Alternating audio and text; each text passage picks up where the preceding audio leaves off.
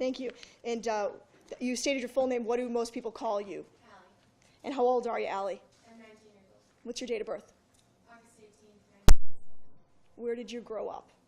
Franklin, Mass. And what high school did you go to? Franklin High School. What year did you graduate? 2015. Do you live with your parents? I currently live with my parents, yes. And are you going to school? Yes, I go to Southern New Hampshire University. What are you studying there? I'm in the Bradley Career Honors Program, and I'm studying business administration. And what is that honors program? What does that mean? It's basically just a fancy way of saying I'm getting my degree in 3 years. Okay. So you plan to graduate a year earlier than the average person going to college? Yes. And what do you hope to do when you get out? Not quite sure yet. What are you doing for the summer? I'm interning with Stonyfield. And what are you doing there? I am in the community marketing field, so I'm just a community marketing. So I'm going to ask you to keep your voice up as loud as you can so we can all hear you. And I'm going to ask you now, you told us what you're doing this summer. I'm going to ask you what you did for work, if anything, during the summers during high school. So when I was in high school, I was a camp counselor at Everyday Physical Education in Plainfield. And what is everyday physical education? It's just a summer camp that a few of my family friends, they knew with the family, and they started a camp, and that was held every summer, and I went to it. And is there an acronym for that camp? Is it called EPE by a lot of people? Yep, it's called EPE. And where is it located? Plainville, Massachusetts. In what months does EPE run? I believe it's the end of June to August sometime. And prior to working as a camp counselor, did you attend that camp did you go there when you were younger as well? Yes, I did. And how many years were you a counselor there? Probably 4 years. Now, in addition to having counselors at that camp, are there also people who intern there or sort of just help out as well? Yes. So I'm going to ask you now, prior to the summer of 2014, through EPE, did you come to know someone by the name of Michelle Carter? Yes. In using 2014 as sort of a particular time frame, can you tell the court how long before the summer of 2014 you think you met her? I don't have an exact year or number, but I knew her as a camper. And was she a camper at times when you were a camper as well? Yes. And over the years leading up to 2014, at times when you were both campers, how well would you say you knew her? Not very well. And prior to the summer of 2014, had the two of you ever spoken on the phone or sent each other a text message prior to that summer? No. Had you ever been over her house? No. Had she ever been over your house? No. Did the two of you ever hang out outside of camp? No. Did you ever hang out during camp? Did you spend time just the two of you alone? I would say so, yeah. Now drawing your attention, fast forwarding a little bit to the summer of 2014, were you working as a camp counselor that summer? Yes. And what were your sort of day-to-day activities, or what were you in charge of as a camp counselor? Yeah, so my responsibilities were just basically leading a group of kids and kind of following them through an activity depending on what the activity was for that period, they call them, and I would just kind of lead that and guide them. And what sort of activities did they do there? It ranged from a lot of different things, so it could be anything from capture the flag, for instance, to bocce or ultimate frisbee, something like that.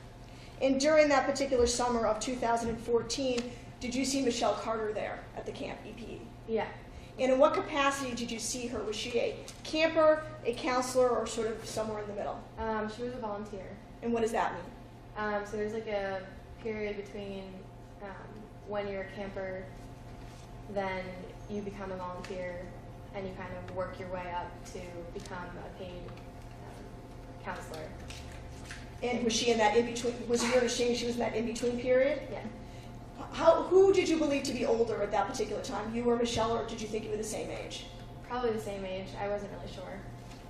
And while you were working as a counselor and she was in this in-between phase during that summer of 2014, I'm going to talk mostly about the beginning of July. Mm-hmm. How often would you see her? At camp? Yes. I'd probably see her almost every time I was there. And based on not what you heard, but what you saw, what were sort of her duties at the camp?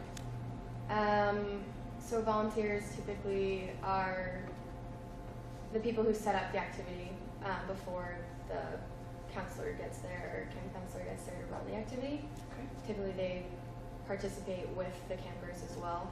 It really depends what they're needed for. And during the, say, very beginning of July, sort of July 4th, through, strike that July 1st through the 4th, into the 12th and so on, did you observe Michelle Carter set up activities and things of that nature? Yeah. Yep. And was she able to, from what you observed, do that without Yes. any problems? Yep. So now I'm going to draw your attention to about July 12th, 2014. Prior to July 12th, 2014, had you ever spoken to Michelle Carter over the phone? No.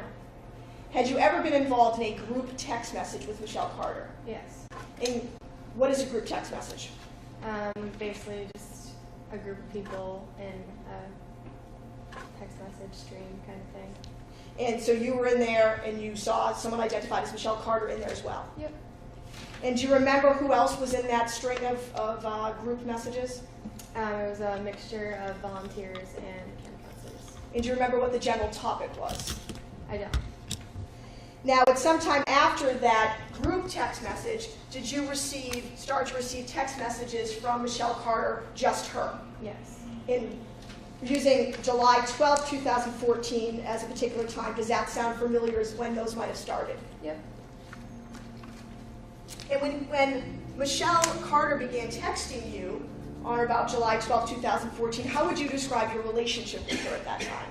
I didn't know her very well at all. At that particular time, other than camp-related activities, had you ever spent time with Michelle Carter? No. So when she began to text you on July 12, 2014, what was your reaction? I was kind of surprised. And did you start to respond back to her? Yes. And in the beginning of July 12th, when she starts texting you, what was the general nature of your conversation? What types of things did you guys talk about in the beginning, if you remember? I don't remember the beginning of the conversation. And at some point thereafter, on July 12th, and fair to say, there were a fair amount of text and messages between you and her on that particular day. Do you remember a time on July 12th at night where there was inquiry about whether or not you had a boyfriend? Do you remember that? Yes. And do you recall whether or not you asked her if she had a boyfriend? Yeah. Do you remember what her response was? And this is drawing your attention now to the... Objection. Leading at this point. So this question. Sorry, sir? Leading, Your Honor. So Sustained. Perspective. Were you texting her on July 12, 2014? I don't know what the date. I Okay. don't remember. Have you looked at some of these text messages, ma'am? Yeah. If I were to show you a printout of some messages, might it refresh your memory as to the date that you were texting with her? Yep. May I approach, Your Honor? You may. Thank you.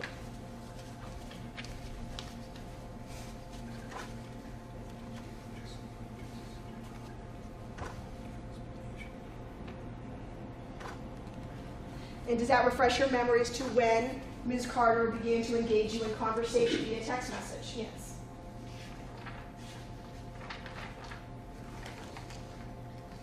And again, Your Honor, this is a portion of what's been stipulated to that I'm showing the witness for the record. Okay. Now, on the night of July 12, 2014, around 10:21, does Ms. Carter respond to you about some information about her boyfriend? Objection. Leading at this point. Well, Reading text messages. I'm going to allow a little latitude, but be mindful of your obligations, counsel. I understand that. Instead, I can simply put them up on the screen and she can Well, see them. go ahead. I don't want to interfere with your manner of presentation. Can you repeat the question, please? Absolutely, Your Honor. At this point, I would, since they're already agreed to, if I could please put them on the screen then. All right. Thank you. Go right ahead. Is it on? Great.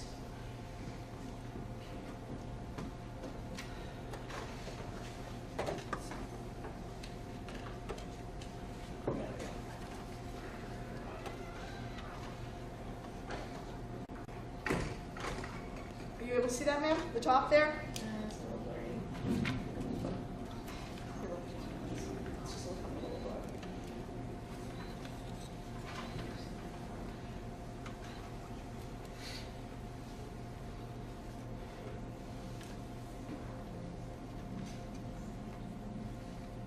There we go. Is that better? Yes. Thank you. And for the record, would that be a text on July 12, 2014 at 10:21 p.m.? Yes. And that is, you would agree with me, to your phone number right there. Yep. And what does Michelle Carter send you at 10:21 p.m. on July 12, 2014? Would you like me to read it? Yes, please. Thank you, that's nice of you. And well, I actually do have a boyfriend right now, but he's going through a tough time. Then continue on, ma'am. Is any information given as to who he is? She says, yeah, haha. And he lives kind of down the Cape, so you probably don't know him. His name is Conrad. And is there further information there, again now on July 12, 2014, 10:30 at night? She says, haha, yeah, but IDK, he's in a bad place right now. IDK, did that mean something to you? Just I don't know. Is that a short version of I don't know for Yeah. younger people than me? Yeah. Thank you. Now, after July 12th, was there, just yes or no, was there continued text messaging between you and her on July 13th, 2014? Yes. And at some point, ma'am, do you receive a text message from Michelle Carter that drew your attention? Is there something specific she started telling you on the 13th that drew your attention? Not that I can particularly remember. It's kind of a little blurry.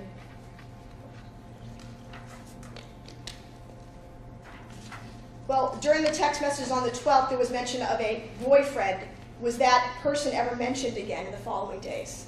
I believe so, yes. And what did you learn about him through Michelle Carter? I just learned kind of what happened in her eyes. Okay, what did she tell you had happened in her eyes? She told me that he committed suicide. Now, when you learned that from Michelle Carter, or when she told you he committed suicide, what did you do? I was concerned, so I talked to my dad. And without going into the details of what your dad may have said to you, after you talked to your dad, did you say anything to Ms. Carter? I just questioned kind of what was happening. And what types of questions did you pose, ma'am? I kind of just remember asking what his name was, so I could, I don't know, look it up. Now, at this point, ma'am, you would agree with me, only she had begun to text you on. I still agree. At this point, when Ms. Carter tells you her boyfriend committed suicide, how many days have you been talking to her? Only a handful, if that. And around July 16th, do you recall if you were still texting with Ms. Carter? I don't remember. I may see if You may? Thank you. I'm going to show you some from the same stream of messages from July 16th. I'll see if that refreshes your memory.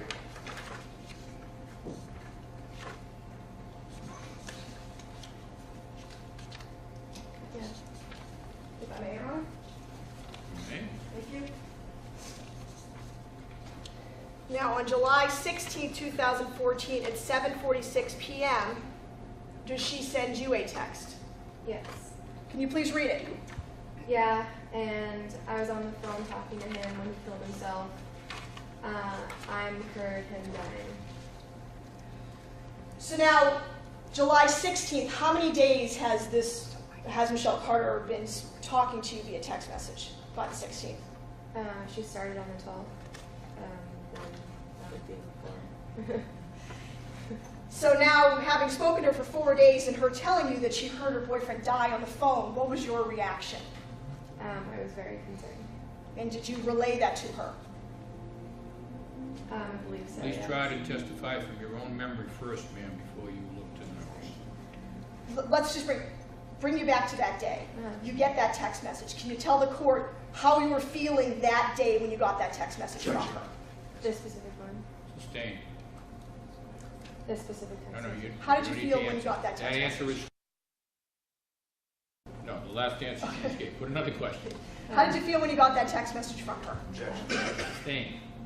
Did you say something back to her? Okay. Do you remember if you said something back? Yes. Do you remember, without looking at the screen yet, do you remember essentially what you said back to her, or approximately what you said back to her? I believe I offered support. I didn't really know how to console someone I didn't really know that well, but I tried from what I remember. I'm going to draw your attention now to same date, July 16, 2014, 7:50 p.m. Can you read your response back? Honestly, I don't mean this in a bad way, but I feel like you should talk to someone about it you know, because I can't really help considering I don't know you very well, and I certainly don't know the situation very well. And do you recall, again now, not looking at the screen for a second, do you recall if she responded to what you said to her? Yes. Do you remember approximately what she said? No, I don't remember. You mind reading on the next one then? Yeah. Same date, July 16th, now 7:53. Is there a response from a Michelle Carter? Yes. What is that? Yeah, I have a therapist already, haha. I've dealt with eating disorders since 2011, and I'm currently struggling with one now. So I already have a therapist. I talked to her about it yesterday. Now, ma'am, after July 16th, or strike that, after July 13th, did you see Ms. Carter at EPE again? Yes. And in what capacity did you see Michelle Carter at EPE after July 13th, 2014? Can you just reword the question? Absolutely. That was a badly worded question. What was she doing when you saw her again after July 13th? Well, she was just doing like a normal, like what kind of everyday would happen. What she would do. So, I guess my question is, after July 13th, 2014, did she come back to work as a volunteer at EPE? Yes. And how many times after, sort of, you're getting these, using the text message we talked about as sort of a date and time, how many times after you got these text messages about her boyfriend, do you believe you continue to see her at EPE? Probably saw her once. And when you saw her that one time at EPE, how did she seem?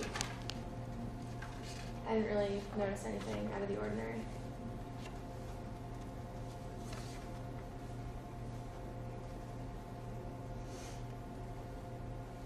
Did you continue on as a counselor at EPE for the rest of the summer?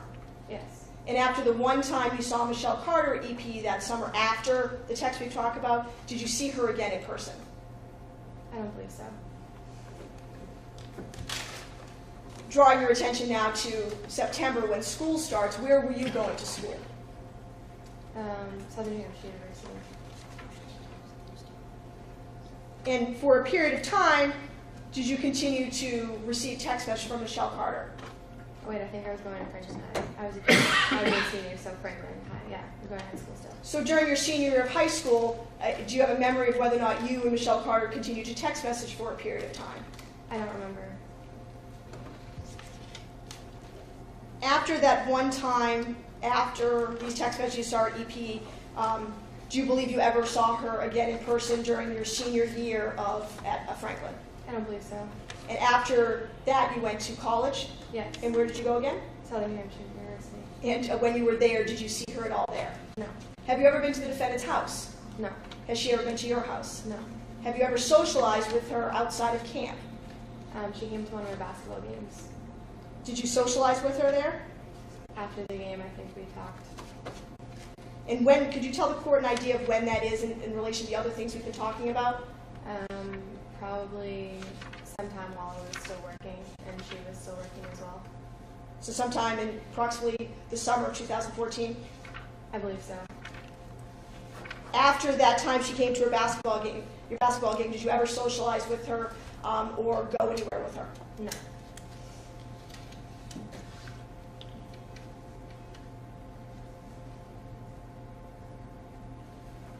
When the time you socialized with her at the basketball game, can you tell us how she was? I honestly don't remember. Can I have one moment, please, Your Honor? Of course. Nothing further at this time. Thank you very much. Thank you very much. Mr. Madeira? Yes, if I may, Your Honor. Good morning to you, sir. Good morning, Your Honor. Good morning, ma'am. Just briefly. So, as you stated in your testimony with the Assistant District Attorney, you worked at a summer camp with Michelle in the summer of 2014, is that correct? Yep. Okay. And You then began, at some point in July of 2014, a texting, 14, is that fair to say? Yes. Fair to say hundreds of times or so you texted back and forth from July of 2014 for several months thereafter? I don't know about hundreds, but Many times? Many Fair to times. say? Yep. Okay. And she, in some of those texts as you testified to in July of 2014, on or about from July 12 onward, she would text you about her thoughts about Conrad Roy and events surrounding his death. Is that fair to say?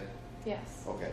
And the Assistant District Attorney just asked you a question about specifically July 16, 2014 was a question about a text message at 7:46 p.m.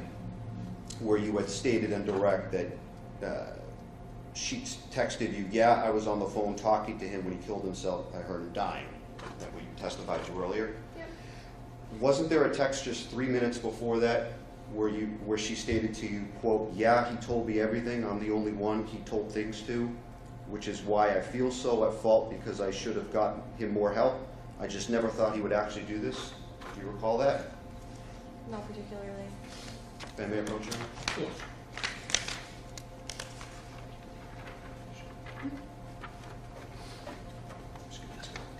Look at that. See if that refreshes your recollection. The highlighted. Yes. And the date of this is 7/16, is that correct? Yes. Thank you.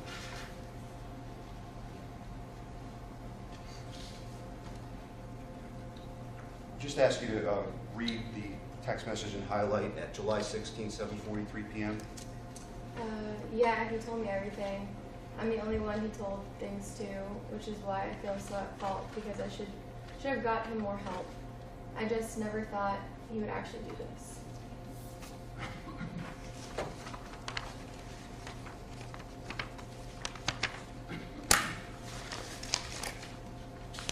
If I may just have a second, Your Honor.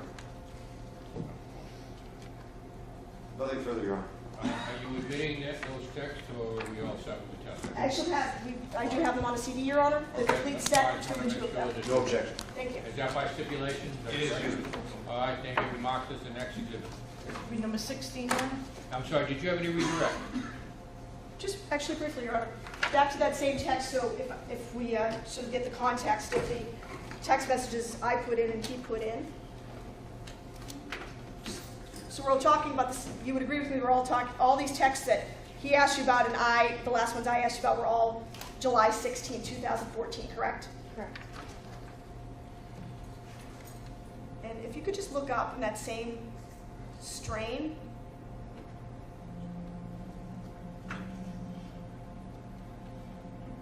Prior to that, on 7/16/2014 at 7:38, so this would be prior to the text message he just asked you about. What did she send you? Starting with I still. I still can't believe it. Like, I don't understand. And do you then ask a question here? The next one here?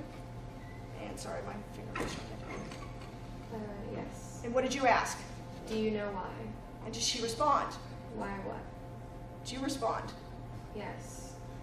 Why he did it. And then that's when she says, yeah, he told me everything. I'm the only one he told things to, correct? Yes.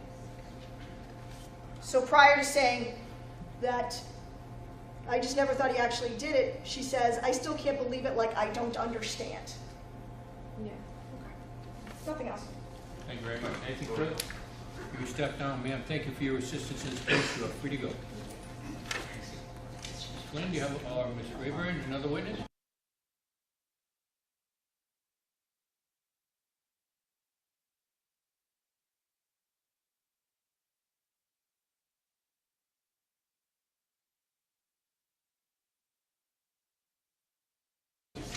All individual in?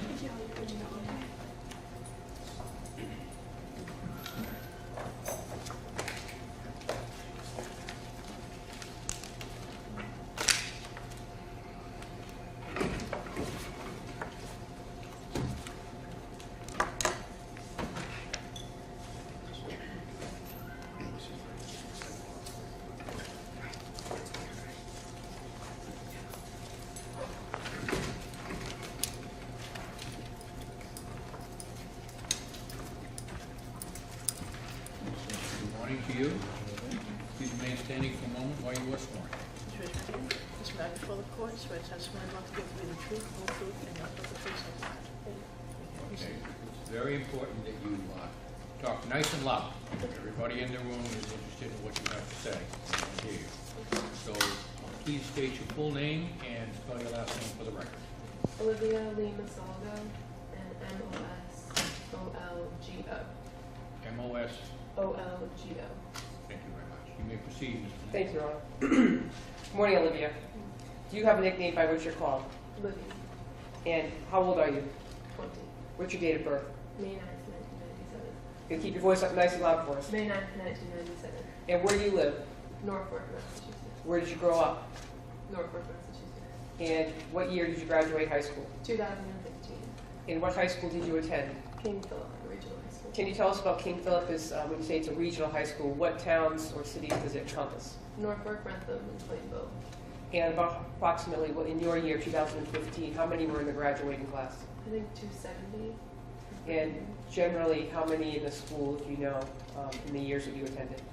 Probably 1,000. Did you play sports? Yes. And what sports did you play?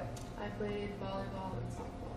And softball, how long did you play softball? When did you begin playing softball? I began playing softball when I was in 5th grade, and then I stopped my junior year of high school in the middle. So that's 5th grade, middle school.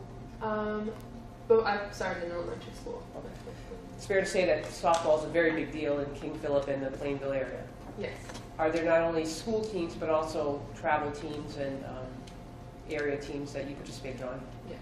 And what was the name of the team that you were on when you were in your middle school years? King Philip Pride.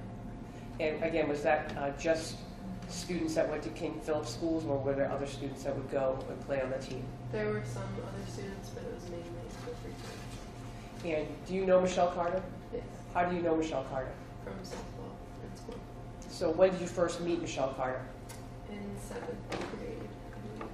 How old do you think you would have been at that time? 13. Now, you lived in Norfolk. Yes. Where did she live? Plainville.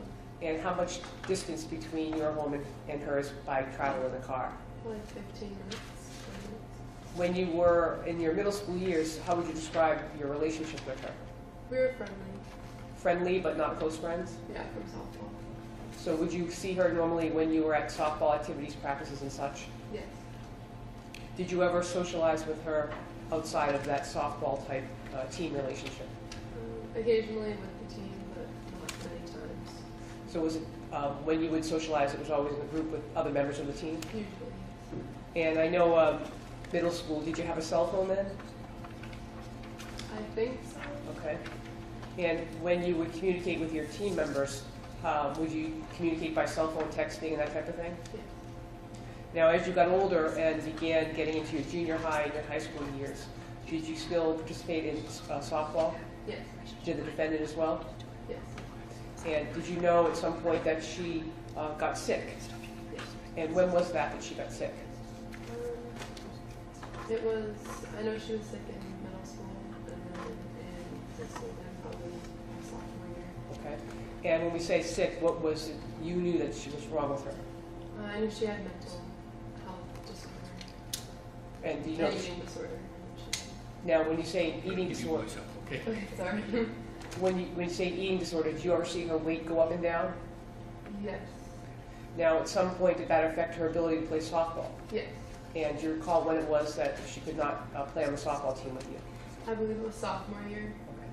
Okay. And so now you're in high school, and are you you're in the same school as Michelle Carter? Yes. And how would you describe your relationship with her then? Was it different? It was pretty much the same. We all grew closer as a team, so Okay. we saw more of each other because we practiced a lot. And was there another girl that was on that team named Alice? Yes. And did you know Alice? Yes. Where was she from? Bellingham. What was her last name? Bellisman. And was she able to play on that team even though she lived in Bellingham? Yes. So this was still a King Philip Pride? Yes.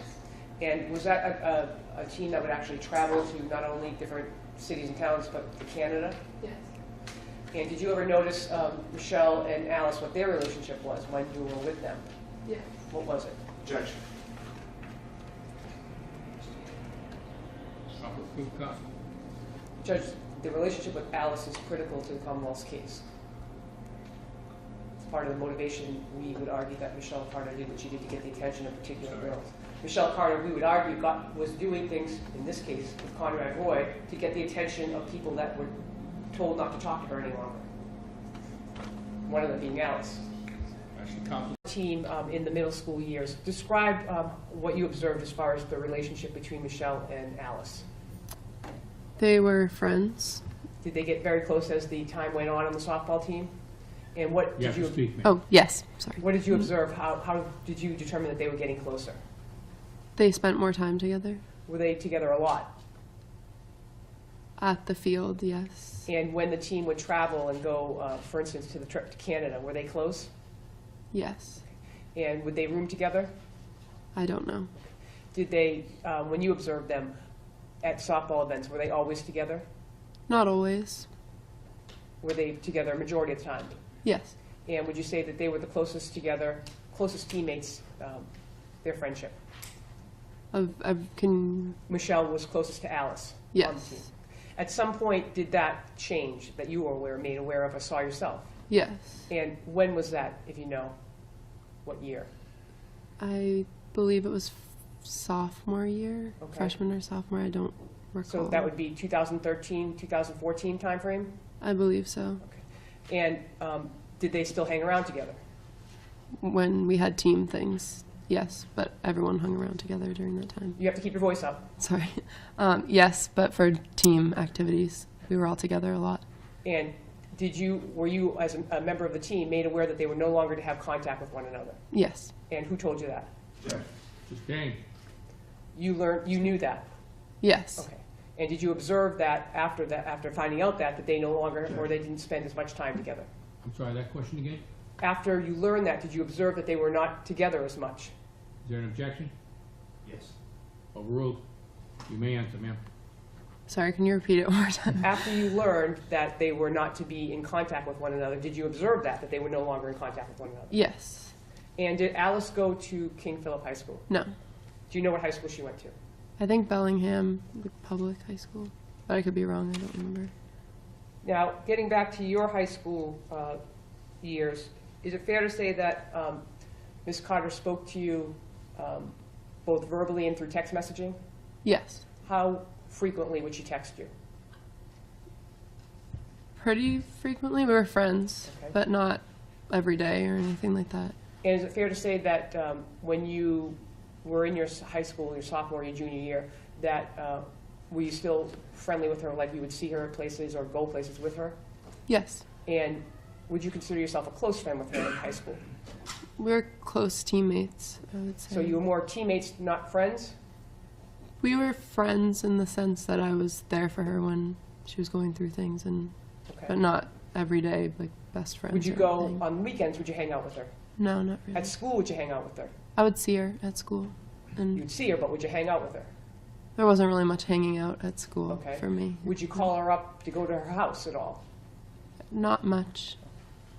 And so you would primarily see her at softball events or in the school hallways? Yes.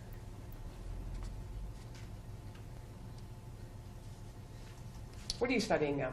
Mechanical engineering, And where do you go to school? UMass Amherst. What year are you in? I'm going to be a junior. Now, when you were back at high school with Michelle, is it fair to say that she expressed to you that she felt like she had no friends? Yes. I'll allow it. Yes. And did she send text messages to you about that? Yes. I'm going to point your attention to a particular text.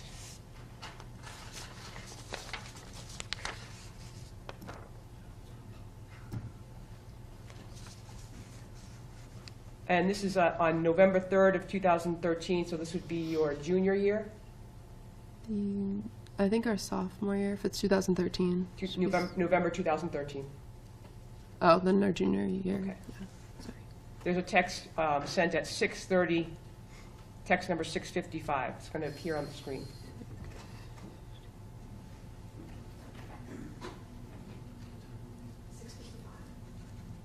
$6:30:04.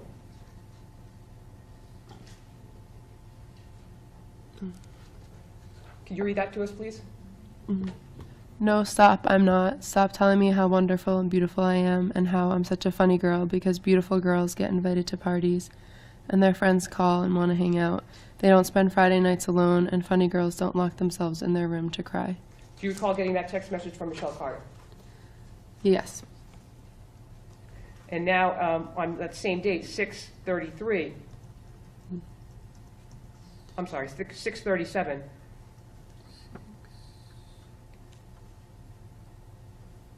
Oh, yes. Sorry. could you read that for us, please? Livy, I have like no friends. And at 6:40, No one hangs out with me. and at 6:40, 15 seconds. I'm alone all the time. Do you recall getting those text messages from Michelle Carter? Yes. And did you try to comfort her? Yes. And would you actually, at that time, did you ever go to her house on weekends, or did you hang around with her outside of school? Again, mostly for, if this was junior year, then not much. Okay. And are you familiar with DECA? Yes. What does DECA stand for? Oh, I don't know what it stands for. What I is should, it? but I don't.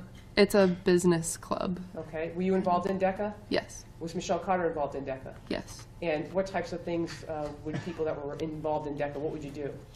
It depended on your project.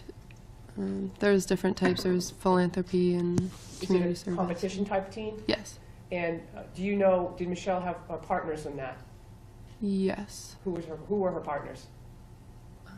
Senior year is Sam Boardman and Lexi Eblin, I believe. Do you know them? Yes.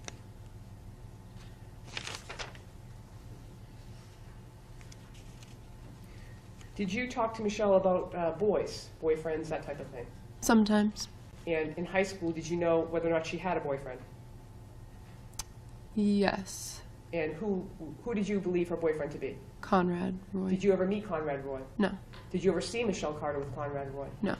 Did she ever tell you that she would go to his house and visit with him? I don't know. Do you know where he lived? I think in Mattapoisett. Okay. Do you know during your junior and senior years, did Michelle Carter have a license? No. So she didn't drive? No. Do you know how, or did Michelle tell you how she met Conrad? In Florida.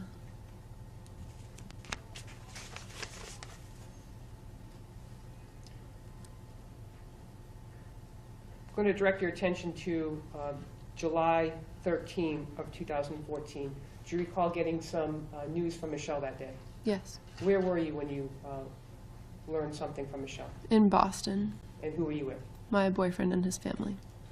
And did you learn something by speaking with Michelle, or was this through text messages? Both. What did you receive first? What do you recall receiving first? That Conrad was missing. Okay.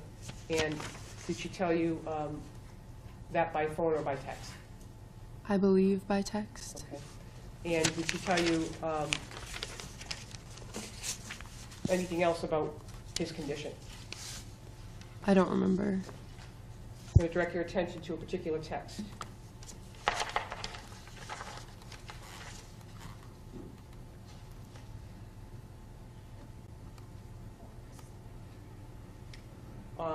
On 7/13/2014 at 7:01, 32 seconds p.m. I'm going to ask if you could read that text for us, please. He's dead. He's committed suicide. Now, do you recall getting that text? Yes. Do Sorry. you recall if you were still in Boston at the time? Does it have a time on it? 7:30 p.m. No, I wasn't. I'm sorry, 7:03 p.m. No. Okay. And after receiving that text, what did you reply back to Michelle? What did you tell her? That I was sorry. Okay. And did you tell her anything else? I don't believe so. What did you do after you heard that? I went to see her. And was that something that you would normally do? It's something I would normally do for a friend that was having a No, difficult I'm asking time. you, would you normally do that for Michelle Carter? I Go to her wouldn't. house? No, not usually. And why on this particular day did you decide to go to her house? Because I would probably want someone to be with me if that happened. So you felt bad for her? Yes. You felt that she needed your comfort? Yes. Who did you go there with? My boyfriend Brandon and my friend Jamie. Okay. And had you and your boyfriend and your friend ever gone to Michelle Carter's house before? Not all together. No. prior to that July 13th, 2014, when was the last time you had been at Michelle Carter's house? I don't know. Years before? Probably not years, but Months? maybe, yeah. How many times in total do you think you've ever been to Michelle Carter's house? To hang out or for softball reasons? To hang out with her?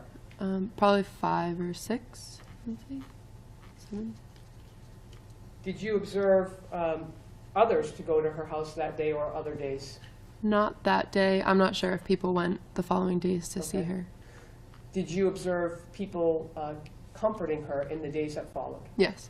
And was that more than normal? Yes. How was she reacting to that? She responded with thanks and thank you. She seemed to appreciate that people were. So she was appreciative. Sorry. Dropping down. I'll work on it. She was appreciative? Yes. At what point did you learn about something called Homers for Conrad? Yes. What about that? It was on Facebook and she told me about it. And when you say it was on Facebook, was it on someone's Facebook page? I think it was a Facebook page, Okay. if I remember, but I'm not sure. And how did you get directed towards that Homers for Conrad Facebook page? She told me about it. Okay. And did you then actually attend that event? Yes. And this was on September 13? I don't know. Okay. Who It did you go sounds with? right. My volleyball team, I believe, had a team. And was that another thing that was kind of organized by teams, that the teams felt it was good to go to support her? Yes. And was there any other team that did that besides the volleyball team? Yes. I don't remember which ones. I know a lot of the fall sports teams decided it would be good to go. So it's fair to say that there was people that determined that teams should go and support Michelle by going to this event? Yes. And your volleyball team went? Yes. How many people on your volleyball team? 12 total, Okay. but not everybody went. It was How many people in total do you think were actually at the event? I'm not sure, probably over 50. Okay. And did you see Michelle that day? Yes. How was her demeanor? How was she acting? I didn't really interact with her much because. Okay. Yeah, Could you I was see her playing. with your eyes? Yes. How was she acting? I'm not really sure. Okay. And Did she seem sad or happy or? probably a little bit of both. Okay. Did you know any of Conrad's family? No. Do you still keep in touch with Michelle Carter? No. One moment, please, Your Honor. Yes?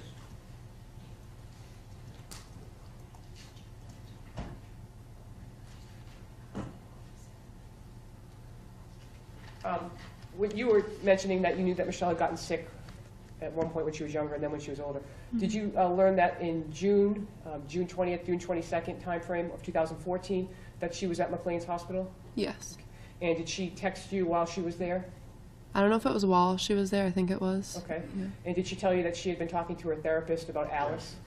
Christine, Judge, I thought it was well, permission this to is a leave. statement by Ms. Carter. Yes. I'll allow it, I'm sorry. You may answer that. Okay. Yes. And she texted you that she was talking to her therapist about Alice? Yes. And she also texted you that she was obsessed by Alice. What? Did you say obsessed? Obsessed By or? with Alice. Sustained, sustained. You don't have to answer that. Did she also tell you at that time, again, June 20th, June 22nd, that she was starting to date Conrad again? I believe so. Yes.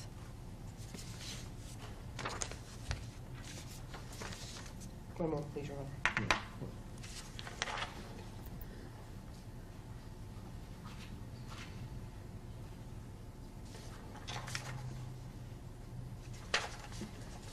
Did she tell you more about what happened with Conrad when she was on the phone with him on July 12th, during days and the months following his death? Wait, can you repeat the question? Did she tell you more about what was happening the day that Conrad died? Did she ever tell you her involvement? Like how she was feeling or what No, happened that day? That she was on the phone with him? Yes. I'm going to direct your attention to July 20th, 2014, a text that was sent at 11:59:21 p.m. ask if you could read that and recall receiving Which that one? text. The 20th, that one? He The told me. highlighted one? Okay. He told me he was going to do it soon and stuff. I just never believed him because every night when he said he was going to do it, he didn't. So that night when he actually did it, I couldn't believe it. I was talking to him on the phone when he killed himself, Lib. I heard him die. I just wish I got him more help. I wish I could have called someone to stop him that night. He would have probably did it a different night, but at least I would have got more time with him. At the end of the day, I just really miss him. He was who I talked to until 3 a.m., and now he's just gone. But his mom called me today. She found a suicide letter he wrote to me. He didn't write one to anyone else. His mom said I was the most important person in his life, so to know that just means so much to me. You recall getting that from Michelle Carter? Yes. Nothing further, thank you. Thank you very much. Mr. Madeira, do you wish to inquire? sir? Yes,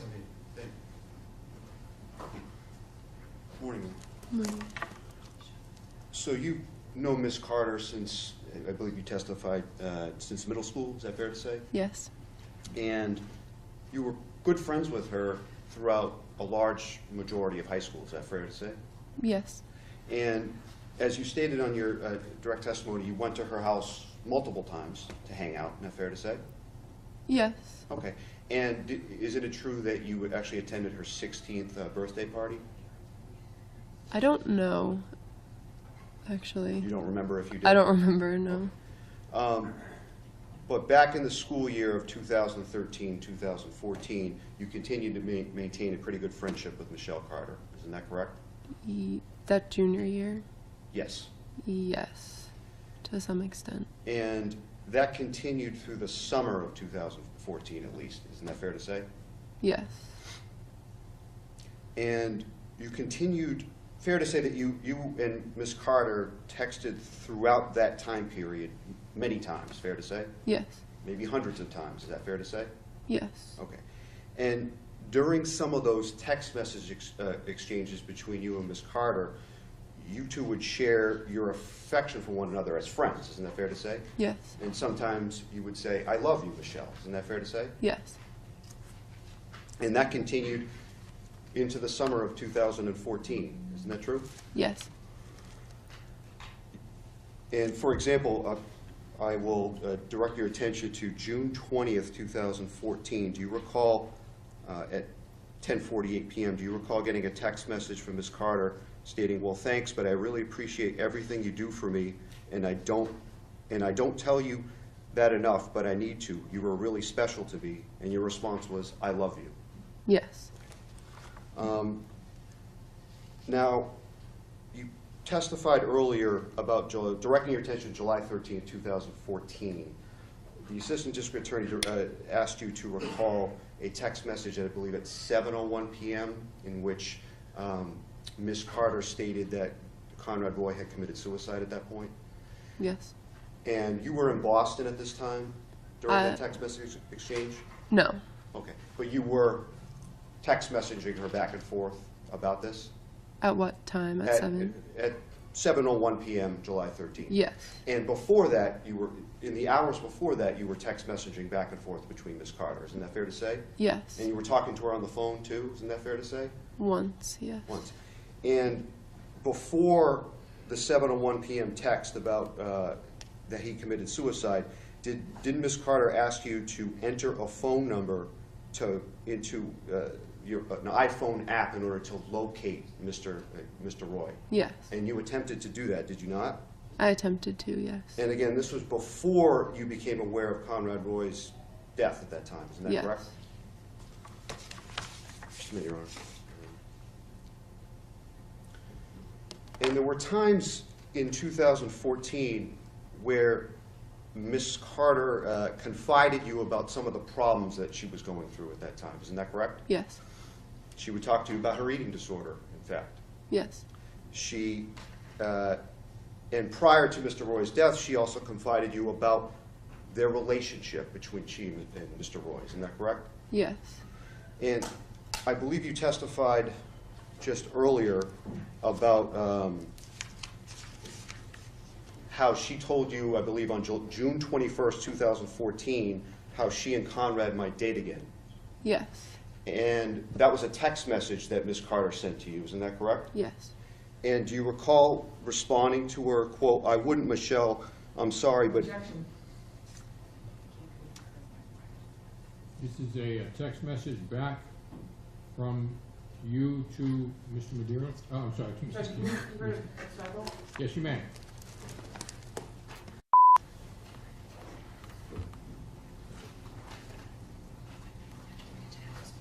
Nothing further for this witness, Your Honor. All right, thank you. Any redirect? No, Your Honor, we have that conversation at this All point. right, that's by stipulation, is that correct? Just as your entire conversation, testing All right. conversation. Yes. So you are excused at this time. Don't know if it may be necessary to bring you back, but we will sort that out as time goes on. Thank you for your assistance today. Thank you. Thank you. All right. You are free to leave for today, however. Further witness? Yes, Your Honor. Lexi Evelyn, please. Okay.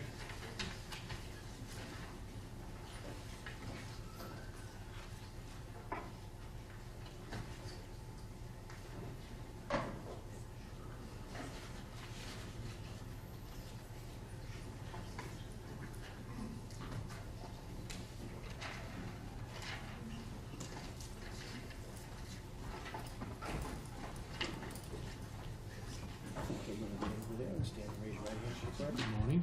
Hi, please raise your right hand. This matter before the court, swear testimony about the truth, will be the truth, the whole truth, and nothing but the truth, so help you God. Video. All right, please take a seat, make yourself comfortable. It's very important that you keep your voice up nice and loud. And when you are settled and comfortable and directing your comments into that flat mic in front of you, please state your full name and spell your last name for the record. Alexandra Eblin, E-B-L-A-N. E.B. L-A-N. Thank you very much. All right, you may proceed, Ms. Fraser. Thank you. You gave your full name. What do most people call you? Lexi. Lexi, how old are you? I'm 20. What's your date of birth? January 22nd, 97. Where were you born? What town or city did you grow up in, I mean? I grew up in Norfolk, Massachusetts. Do you have any brothers or sisters? I have an older brother, And what's his name? Jimmy. And what does your father do for work? He's a Boston police officer. And what does your mom do? She used to be a hairdresser, now she works at a dentist office. And what high school did you go to? King Philip Regional High School. How many years did you go to that high school for? 4. Did you play any sports in school, in high school? I did track, I think freshman and sophomore year. I think that was all I did for sports. And how big would you say your graduating class was? Either sort of when you first came in or at the time of graduation. Can you give the court a ballpark of how big your class was? I think it was a little under 200 students. It got smaller, I'd say, as the grades, as we got into a higher grade. So maybe more than 200 when you started, closer to 200 when you finished. Would that sound about right? Yep. Now, during the first couple of years of high school, can you tell us who your close friends would have been? Samantha Boardman, Grace Pomfret, Nikki Lyons. So I'm going to ask you some questions about Samantha Boardman. When did you guys first meet? I've known her since like preschool. Okay, long time. Yeah, And over the years, have you guys maintained a friendship? I would say so, yeah. And during high school, how would you describe your friendship with Sam? We were best friends. And what types of things would you and Sam do together in high school? We did everything together. We hung out all the time. And as the years went on and high school went on, did you come to know a Michelle Carter? Yes. And could you tell us what year you think you were in high school when you met Michelle Carter? I believe it was freshman or sophomore year. And do you remember how you met her? I think it was, she was in one of my classes. I think it was biology. And during the first couple of years of high school, sort of leading up to junior year or 2014, please describe your relationship with Michelle Carter, if you had any.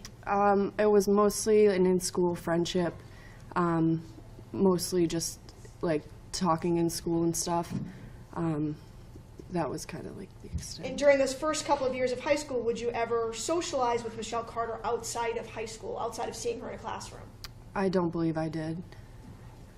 Now, drawing your attention to junior year of high school, your junior year, was Michelle Carter the same year graduating class you were? Yes. And how about Sam Boardman? Was she the same year graduating class? Yes. And how about Olivia? Was she the same year graduating class? Yes. So you guys are all in the same class? Mm-hmm. Now, in junior year, I know I asked you about sports, but did you do any other activities? I was in DECA. Could you please tell us what DECA is? DECA is, it was a business program that we got to take as a class, where you made a project and you competed in a few different levels of competition. And was this, is DECA kind of a big deal at your high school? Do a lot of people participate? Yes, a lot of people do participate. In the competitions you're in, how far can that take you? There's districts, which is just like a district conference with a few towns, and then you can move on to states, which is like the whole state, and then you can progress to internationals, which is international competition. And have you traveled to another part of the country as part of DECA? Yes. And where have you gone? Florida. So your junior year of high school, how do you get involved? How did you yourself get involved with DECA? I think they had like an orientation thing to get kids involved in it, and it was a big deal, so like a lot of people wanted to do it. So I got into it kind of through that. And are there different categories in DECA? Yes. And what are the categories? You don't have to name all of them, but just give us an idea. There's like a bunch. Some of them can be like a marketing type of thing, or like a different branding, something from a company, different types of categories like that. And what do you have to do? Do you have to come up with an idea, like something to sell? Yeah, that could be a category. My category, my junior year, was I had to take a business and move it to another location, like open up another location. And junior year, did you have a partner? No, I worked alone. Can you be partners with people? Yes. And how big can your groups be, if you know? I think 2 to 3 people. So junior year, you were working on your own project. Yes. Do you know if Samantha Boardman was involved, being her best friend then? Was she involved with DECA junior year? Yes. And could you tell us whether or not Michelle Carter, the defendant, was involved with DECA junior year? She was. And I'm not going to go into anything anybody else told you, but just anything Michelle might have told you or your own observations with your own eyes. What kind of project was she working on, based on what you could see? She was in the same category as I was, and I think her project was something about moving the YMCA down to the Cape. And in doing both having projects, and was she working alone or with a partner? She was working alone. And would you see her at DECA things? Yes. And what types of things would you go to? Well, she was in my class, I believe, and then she was also at the competitions, some of them. And when you say there were classes, did you have to do things after school? You could, but we had time to work in class during school, so most kids would do it then. And did you have a member of the faculty that supervised you, that sort of thing? Yeah, we had a teacher.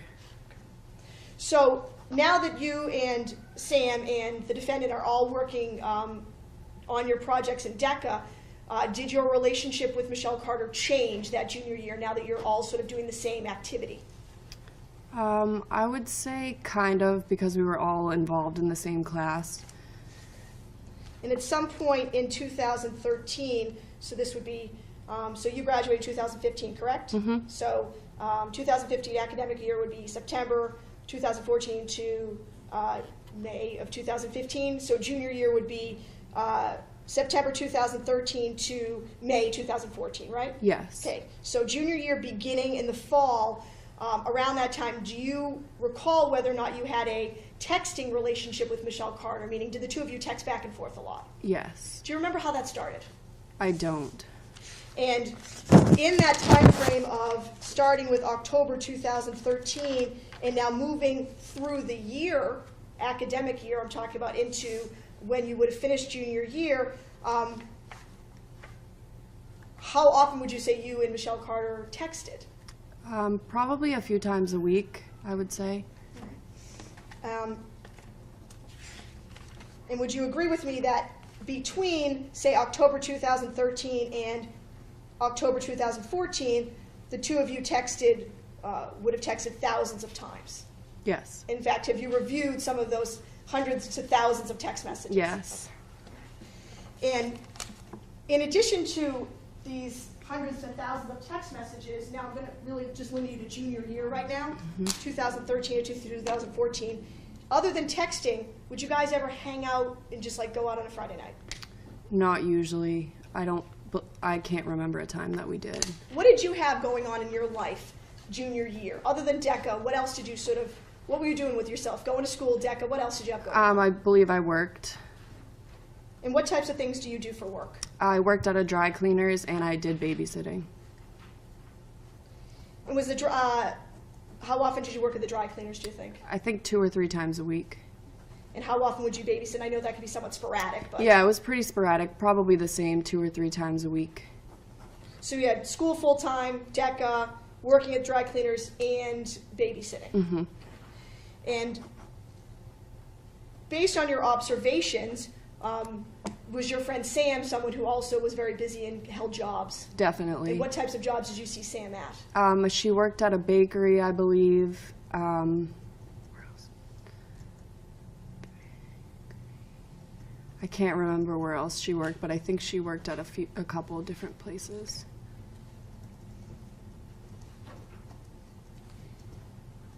Now, during, again, focusing on junior year, I asked you if you and Michelle ever socialized outside of school, like on a Friday, Saturday night, and your answer was no, correct? Yes. During that junior year, did you ever go over her house? I think I may have once. I can't remember. Did Michelle Carter ask you to do things during that junior year? Via text? Definitely. Can you tell the court, give the court the idea of how often Ms. Carter would either ask you in person or via text message for you and Sam to do things with her outside of school? Probably a few times a week. So during that junior year, a few times a week, the defendant would ask you and Sam to do things with her. Yes. And what was your usual answer? That I was working or had something else to do or no. And during the same time frame, now I'm going to sort of fast forward a little bit, same thing junior year, okay? But I'm going to move towards the spring of 2014, okay? Mm-hmm.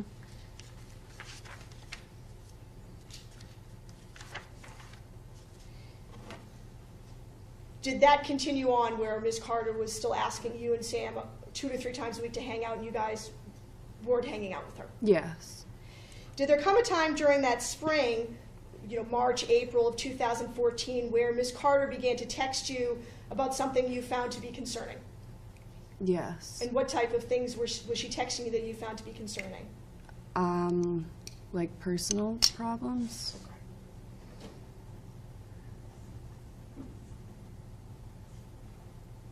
And was there ever, during this time frame, again, when she was asking you to hang out and you guys weren't, that she talked about the term cutting? I believe so, yes. And at your age, being in high school, did the term cutting mean something to you? What did you think that meant? Like cutting your wrists or your body to self-harm.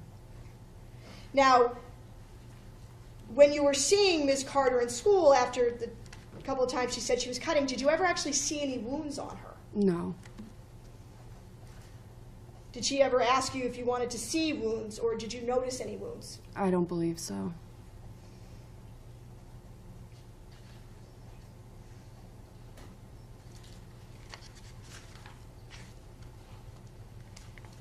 Did you become aware whether or not Ms. Carter had suffered from an eating disorder? I was aware. Do you recall how you initially became aware? I probably from people at school, just like heard it around. Now, after that, sort of putting out of your mind what anyone else may have told you and just really focusing on what you saw and what Ms. Carter may have told you, did Ms. Carter speak to you about food issues? Not usually. Now, the summer of 2014, so school's over. Does DECA continue on through the summer, or does that end when school year ends? That ends when the school year ends. So a little what- before the school year ends. What was your relationship like with the defendant when junior year is ending? I would say mostly just texting. I never really hung out too much. And at that, as school is ending, were there any talks between you and Michelle, or you, Michelle, and Sam about doing things over the summer? I believe Michelle asked us, but I'm not sure if we had any plans. In your mind, did you have any plans to hang out with her over the summer? Not really.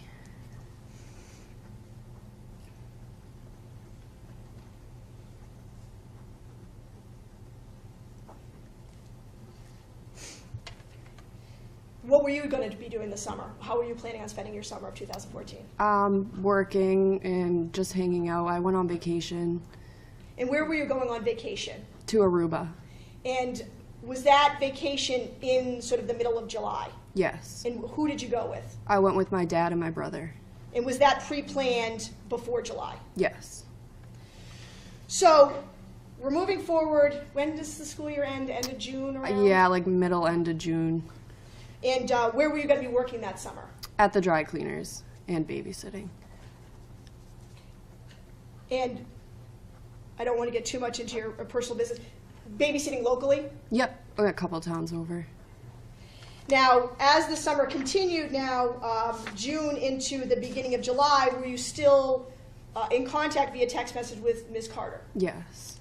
Had you ever heard the name Conrad Roy before July?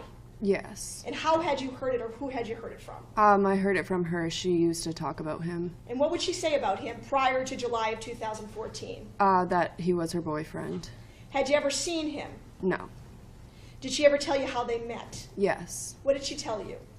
That they met through their grandparents down in Florida. Now, your testimony was you believe you met her maybe freshman year of high school? Mm-hmm. Do you remember when you first, and I know this is a while ago now, but can you give the court an idea of when you first think she mentioned Conrad to you?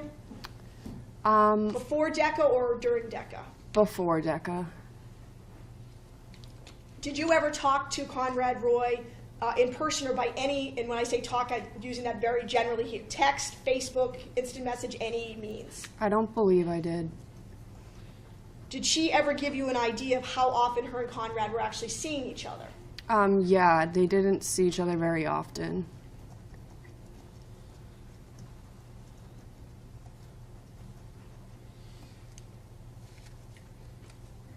Now, as using July 4th as sort of a time frame, do you remember around that time receiving some text messages from Michelle Carter about whether or not you and Sam could sleep over in July? Yes. And what was your initial response to Michelle when she asked you about sleeping over? I don't recall. I don't think I really wanted to, but I ended up sleeping over. And who else was going to be sleeping over with you? Sam. And who made the initial plans to sleep over the defendant's house, you or Sam? I think Sam did. At that time, were you and Sam still best friends and spending a lot of time together? Yes. So tell us about how you ended up sleeping over her house. Walk us through that particular evening as best you can remember. I think Sam and Michelle made the plans, and then Sam told me, and we went over there. And I don't remember much, but I remember we went over to the neighbor's house and hung out with them for a little while before coming back over. Do you remember whose neighbor's house it was? Madison Hopkins. And who was Madison? Michelle's neighbor. Did she go to King Phillips? Oh, yeah, she was in our grade. She's also in your grade? Yes. Do you remember, so it's you, Sam, Michelle, Madison, anybody else there? I think Renee Poirier might have been there. So I'm going to ask you some questions about Renee. Was she also in your class? Yes. Okay. And just based again on what anyone told you, your own observations, was she very talented at a particular sport? Yes. What was that? Softball. And do you know where she goes to school now and plays softball? West Point. So back in high school, did you observe her to be someone who was very busy with softball? Yeah, she was very involved. Are you aware, based on your own observations, if she was consistently going out of state to play softball games? I'm not sure. Okay.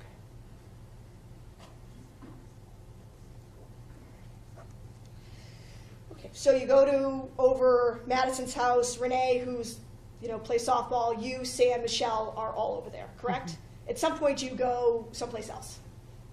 Where do you go? I think we went to Chipotle. Okay. Yeah. And at some point, did you go someplace else after Chipotle? I don't remember. And at some point, did you find yourself at Michelle's house? Yes. Had you ever slept over there before? No. What was Michelle's demeanor? How did she seem that night? She seemed the same. When do you think you had last seen her, other than going to Madison's house? When did you last seen her? Probably the end of school.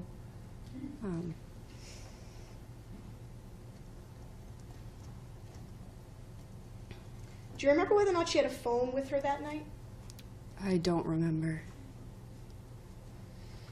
And this would be sometime after July 4th, but before July 12th or July 13th. Does that ring a bell? Sometime in that time frame? Yes. So you guys slept over, right? Yes. And the next day, what happened, if anything? I think we just went home in the morning. Did you have a cell phone back then? Yes. And do you remember what kind of cell phone you had? I believe it was an iPhone 4S. And was that the cell phone you communicated with Michelle Carter on? Yes. So now you've finished the sleepover, and now drawing your attention to July 10th, 2014. Do you recall whether you began texting with Michelle Carter on the 10th? I don't recall. Do you mind? It's actually, if I may have one while we were on.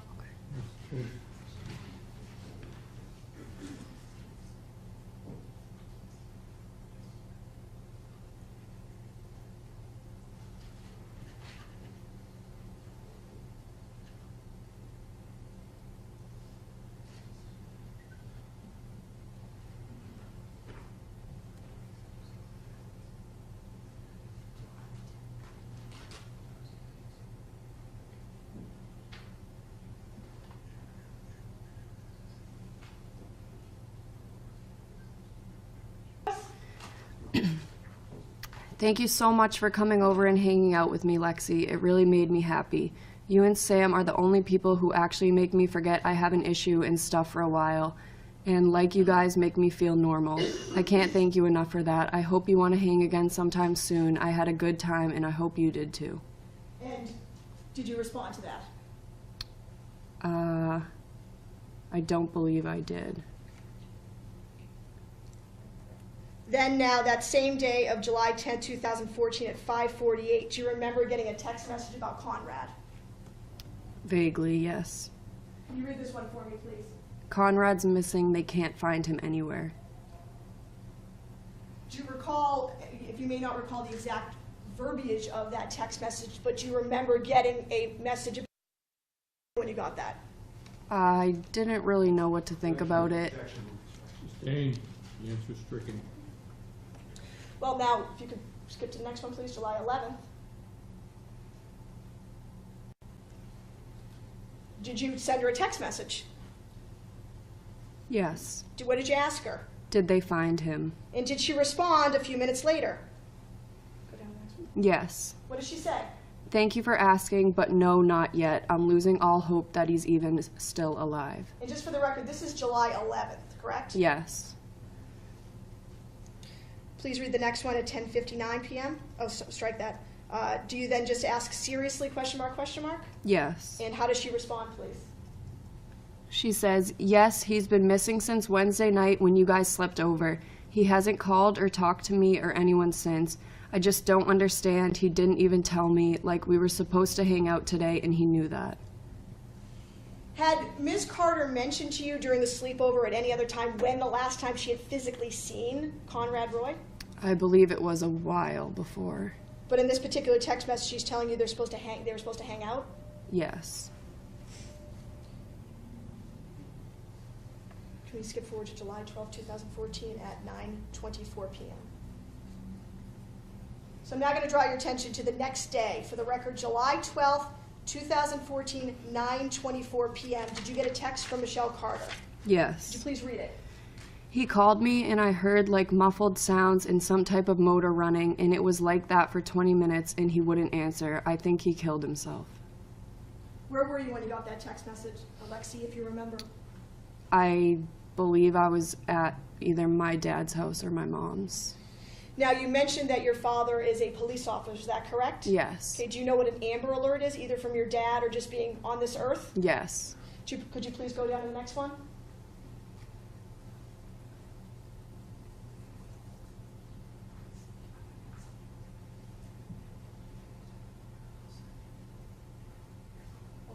Just 1 second, Your Honor. Some sort of lost my place. Okay. Strike that. Did you at some point you recall asking her if there was an Amber Alert? Yes. Okay, thank you.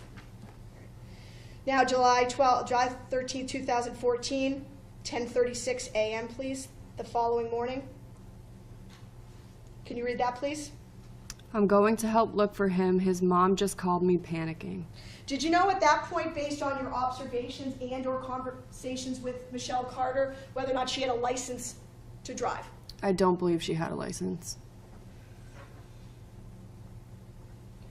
At that point now, after the 13th, and if you could just read one more, please. Do you recall getting a text message at 7:04 p.m. from her? Yes. What does that say? He's dead. He committed suicide.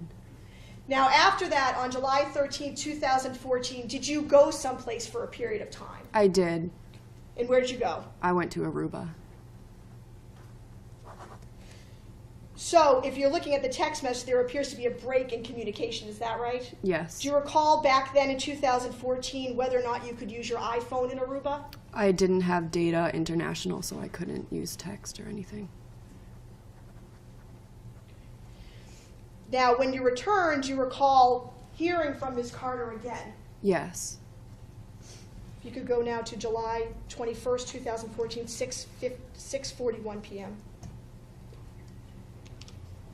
Could you read that one for me, please? I'm going to Conrad's tomorrow to go through some of his things with his mom and to get a suicide letter that he wrote to me. I know Sam wants to see it and stuff, so maybe we can do something Thursday if you're free, or Friday. Do you recall getting that? Yes. And after Ms. Carter asked you to accompany her to pick up a suicide note, did you do that? I did not. Why not? I didn't want to. And if you could go down, please, to 7/21/2014, 7:11 p.m. Could you read that for me, please, from Ms. Carter? Okay, awesome. And yeah, he did, and only one for me. His mom found it. And did you respond to that at 7:30? Yes. What'd you say? I said, that's amazing. And did she respond back to you at 7:33? Yes. Could you read that for me, please? Yeah, it just means so much to me to know that I was that special to him. His mom said I was the most important person in his life. If you want to read it when I get it, you can. You and Sam are the only people I want to read it. Did you want to read the suicide note? I don't think I really cared too much.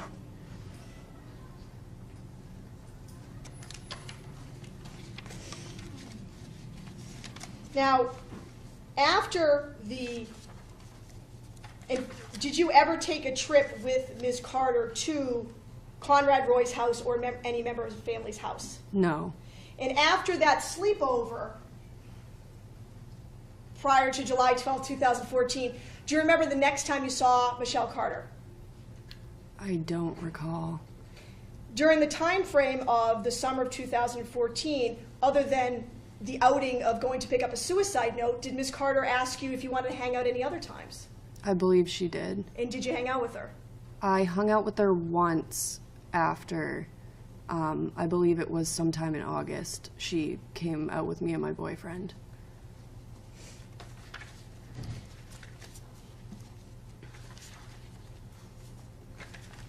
Other than that, in August of your best memory, other than August of 2014, did you see it or any other times during?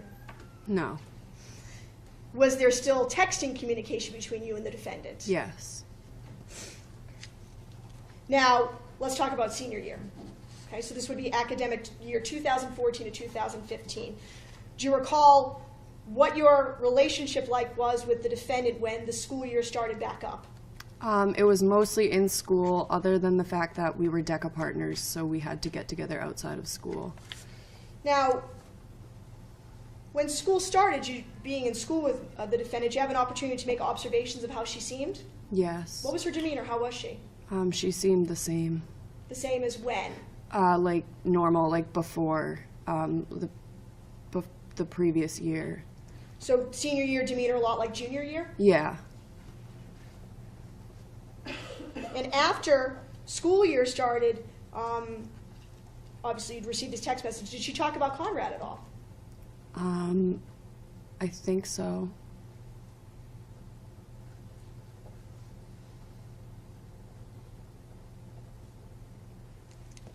Did she talk about any other individuals with you? Just yes or no? No. Do you know the name Allie Ethier? Yes. And how do you know who she is? Her mom used to come into the dry cleaner that I worked at, and I just know who she was because she was from a couple towns over. And do you recall whether or not she's approximately the same age as you, or do you think she was older or younger? The same age. Do you remember hearing the name Allie Ethier from somebody? Yes. In the summer of 2014? Yes. And who did you hear it from? Michelle. I'll allow that, go ahead. And actually, Your Honor, if we could approach before I ask my next question then to Thank you. Originally, me and Sam were going to be partners, and she thought it would be a good idea if we let Michelle be in our group too. So just for context, when you say she thought it would be a good idea, who is she in this conversation? Sam. And when were DECA partners decided? I think one of the first weeks of school. And when Sam suggested that the defendant be included in your group, what was your... Sustained, as to what Sam suggested. Did you become partners with the defendant and Sam? Yes. And in being partners with the defendant and Sam, what types of things would you guys do together in furtherance of your project? We would go to Michelle's house normally and work on the manual or the poster board.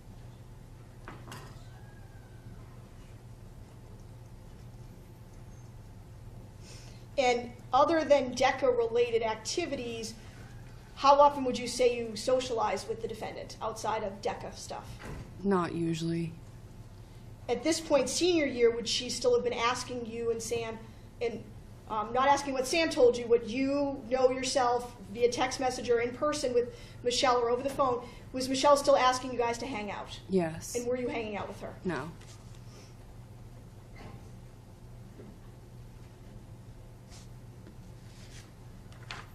Now, drawing your attention back a little bit before the school year started in August of 2014, Rob, August 2014, 8:48 p.m.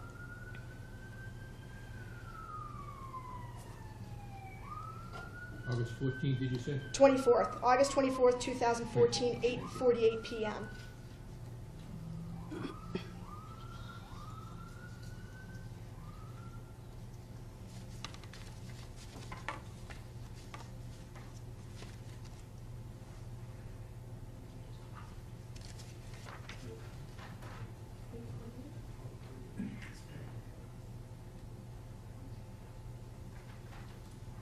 Do you recall around that time getting a text message about Conrad? Yes. Could you please read that text message for us? Thank you. So I've just been having really emotional and difficult nights. The nighttime is when all the thoughts of Conrad come. Like, I think about him in the day too, but nighttime was like our time where we would stay up until 2 a.m. talking. And I just feel so alone without him, and I text him, but he never replies. And I have all these flashback thoughts of when I was talking to him on the phone when he killed himself, and I just think about hearing his cries, and I just panic and have like panic attacks from it. Every time I see a car alone in a parking lot, I get freaked out and anxious because I feel like they're using carbon monoxide to do the same thing, and I can't be left alone in a car or I'll lose control. Do you recall getting the text message that she's talking about hearing Conrad's cries? Do you recall getting that text message? Yes. Do you remember hearing about something called Homers for Conrad? Yes. How did you hear about it? Through Michelle. Do you recall if you heard about it in person, via text message, or both? I think it was text and Facebook.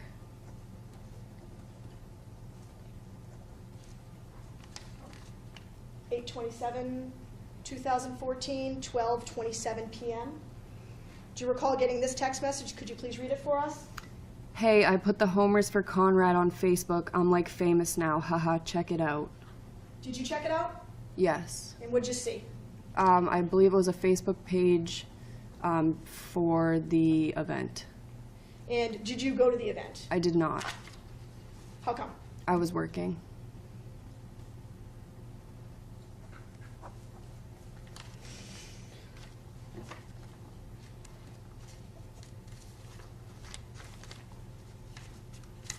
As senior year continued on, so with DECA, did you sort of start with the idea and work your way forward? Yes. Okay, and with regard to your particular group, what was your project going to be? Our project was called Connect to Cure. We were we were making bracelets, and every one that was bought, we donated one to a child at the Boston Children's Hospital. And when would you say you guys were at the busiest? Does it go through the whole academic year? Yeah, it does. Is there a particular time when sort of everything's due or that's busier than others, kind of like finals, things get busier towards the end? We have deadlines throughout, and your project only continues if you make it past the different levels of competition. So if you don't make it past the first one, then your project, you don't work on it anymore. But I would say in the beginning we were busy because we had to make a lot of bracelets, but throughout we were kind of busy with the whole project. Now, did there come a time in October of 2014 that you became aware, strike that, was there a time in around October 2014 that you became aware from the defendant, not by any other means, that she no longer had her phone that she was normally texting you from? Yes. And how did you find that out? From her at school. And what did she tell you about what had happened to her phone? Objection. This is Ms. Cottis making this statement? Yes. Objection, counsel. As to the reason why, Your Honor, the phone was, Well, she didn't have her it's phone. not taken for the truth. If that was the reason it was taken, it's taken for what the statement of Ms. Carter was. Limited to that, you may have the question. Thank you. What did she tell you about why she no longer had her phone that she had been previously texting you from? She said that I think it was a police officer came up to her outside of the school at an after-school volleyball game and took it from her. What was her tone of voice when she told you this? I don't recall.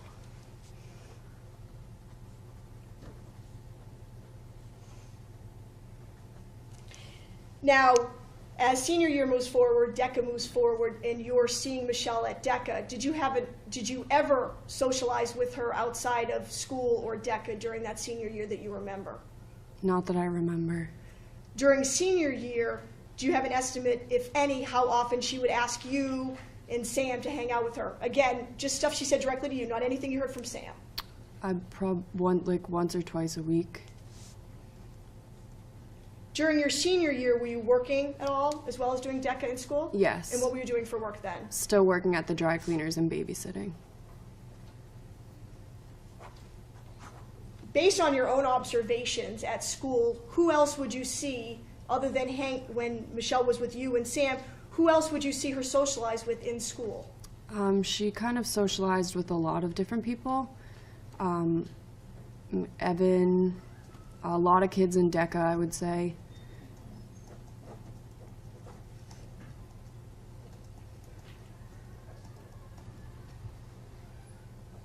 Would you ever, when you and Sam were out and about, hanging out on Friday, Saturday night and going to various things, would you ever see the defendant out and about with other groups of friends? No.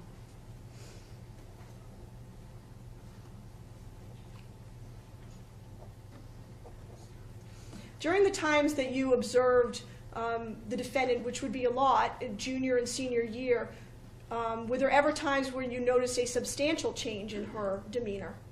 Not that I can recall. During senior year, where you guys are working on DECA together, how many days a week would you think you saw her? Every day in school. Outside of school, maybe once a week if we worked on it every week. I don't. Now, how about junior year? You guys were both in DECA but had different projects. How often a week would you say you observed the defendant during junior year? Probably the same in school, not outside. And you never noticed any substantial changes in her demeanor or? No.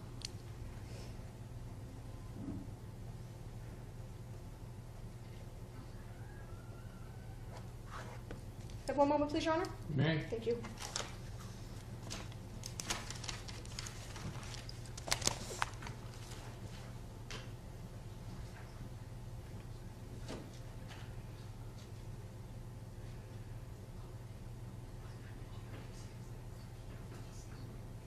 I see one minute, Your Honor.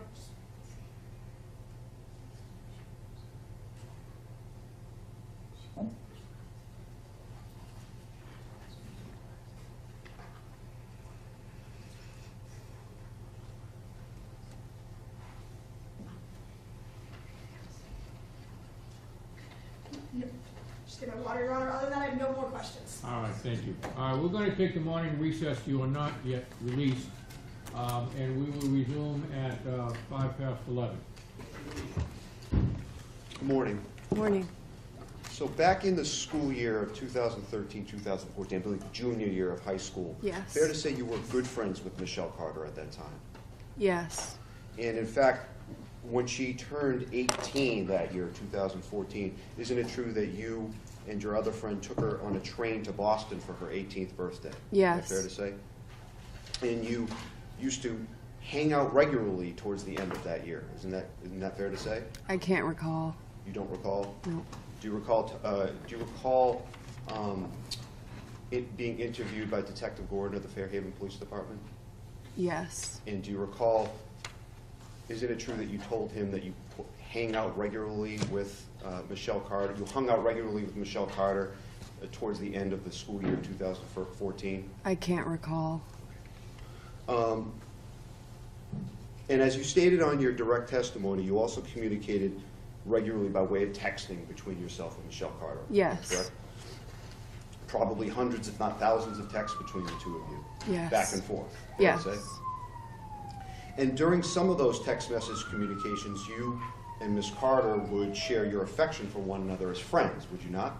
Yes. You would say that, for example, I love you back and forth. Isn't that fair to say? Yes. In fact, just directing your attention, for example, to February 11th, 2014 at 10:06 p.m. February 11th, what year, sir? February 11th, 2014. Your Honor. 2014, thank you. Do you recall getting a text message from Michelle Carter, quote, "And Lexi, I don't know why you always get screwed over, but you need to know that you're amazing, you're beautiful, you're smart, and you're worthy of the best things in the world. And I don't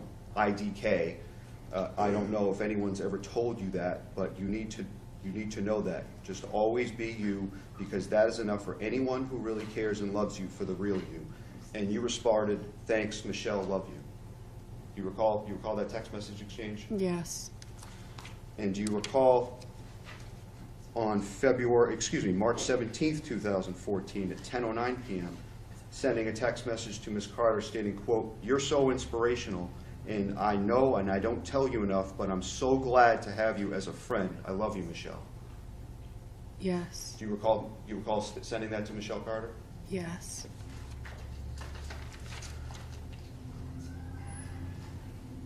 And as you stated in response to questions from the Assistant District Attorney, there were times where Ms. Carter confided in you about some of the problems that she was going through Yes. up until 2014, that school year. Isn't that fair to say? Yes. And she talked about her ongoing eating disorder Yes. and her cutting, as you testified Yes. earlier. She talked about potentially going to the hospital to get Yes. treated for that. And she texted you about these problems in the months and weeks prior to the death of Conrad Roy. Isn't that correct? Yes. Now, you've also testified about a number of text message exchanges Michelle Carter sent to you in July of 2014 surrounding the death of Conrad Roy, correct? Yes. And do you recall, and I believe during your direct testimony, you were answering some questions about text messages between yourself and Ms. Carter on July 21st, 2014. Do you recall that? Yes. And that was when you got back from Aruba, I believe? Yep. And do you recall a subsequent exchange between you and Ms. Carter where you asked her, quote, Can I get a date on that, please? I apologize, at July 21st, 2014 at 7:35 p.m. Do you recall texting to Ms. Carter, he was texting you right before, right, what he say, and Ms. Carter's response was, "Yeah, he was, but when we talked on the phone, I was talking to him on the phone as he killed himself, like I heard him die. He told me he was going to do it, but I just didn't believe him. He told me exactly what his plan was, and we talked about it, and he told me he loved me, and then he just stopped talking, and I never heard from him again." Do you recall that? Yes. And you received that from Michelle Carter at that time? Yes. Just a second, Your Honor. Yes. I have nothing further for this witness. All right, thank you. Any redirect? Yes, please. So in that last text message that, I just need one moment to pull that last one up, if I could, Your Honor. Yes, you may. 7/21/2014, 7:38.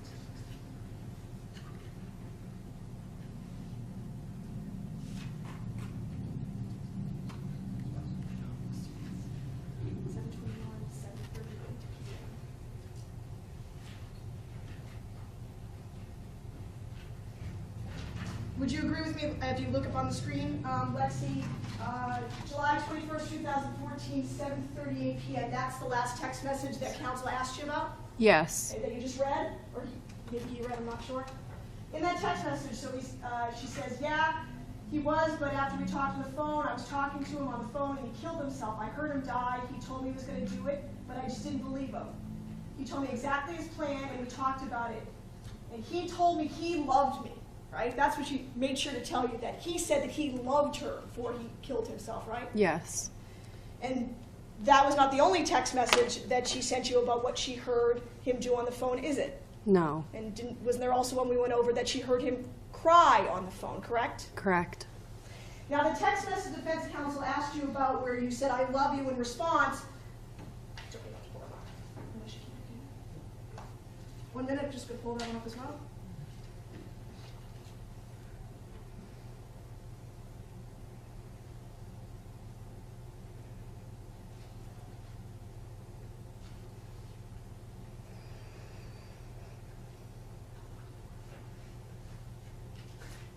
For the record, February 11, 2014, did she text you? And Lexi, I don't know why you always get screwed over, but you need to know that you're amazing, you're beautiful, you're smart, and you're worthy of the best things in the world. And I don't know if anyone's ever told you that before, but you need to know that. Just always be you, because that is enough for anyone who really cares and loves you for the real you. Did she send you that? Yes. And I have no doubt that you're all those things, ma'am, but was this something that the defendant routinely or often told you how wonderful, beautiful, and amazing you were? Yes. Did any other friends, other than maybe your best friend, send you text messages or tell you routinely how amazing and wonderful you were? Not usually. I can have one moment, Your Honor? Yes, you may. Nothing further, thank you. Thank you very much. Any recross? You are free to go. Thank you for your assistance in this case. Thank you. All right. Mr. Cromwell, have a further witness. I do, but somewhere in my stuff, Your Honor, I have that CD. Thank you. All right. Lex Evelyn, And that text is by messages. agreement? It is, yes. Be marked. Are we number 18, Your Honor? 18? Okay. Do we need to wait for Ms. Flynn, or are you taking? Nope, I got the next one. Samantha Boardman, Your Honor. All right. Yes, please.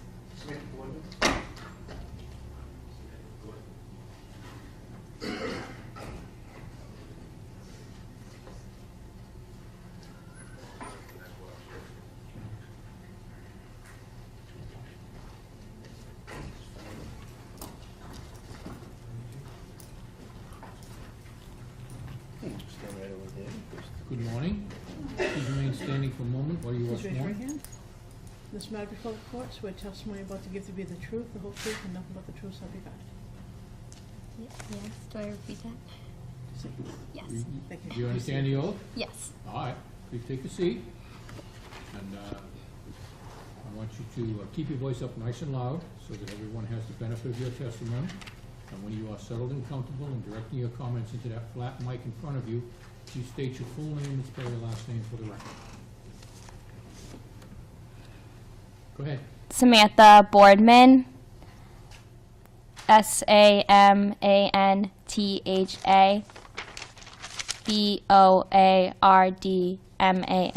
Thank you very much. You may proceed, Ms. Thank you. Raven. Do people call you Sam? Yes. And how old are you, Sam? I'm 20. What's your date of birth? November 25th, 1996. Where did you grow up? I grew up in Norfolk, Mass. Yep. How long have you known Lexi? Since preschool. And did you guys go to the same grammar school? Yep. And the same, do you guys have a junior high in your town? Yes, yes, Like a King middle Philip. Yep. Did you go to the same school there? Yep. And how about the same high school? Yep. And in high school, how would you describe your friendship with Lexi? Lexi was my best friend. Now, in high school, so I'm going to sort of fast forward you a little bit, did you go to King Philip's High? Yes. And what year did you graduate? 2015. Did you do any sports or activities in high school, Sam? I was involved with the gymnastics team, but more importantly, I was involved in the DECA program, which was a business club. In what years were you involved in gymnastics?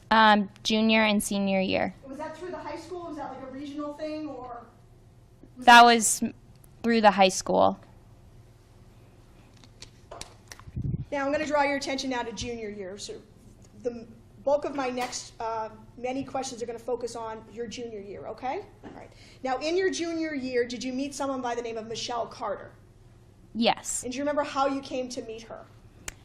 She was in 2 of my classes, I believe.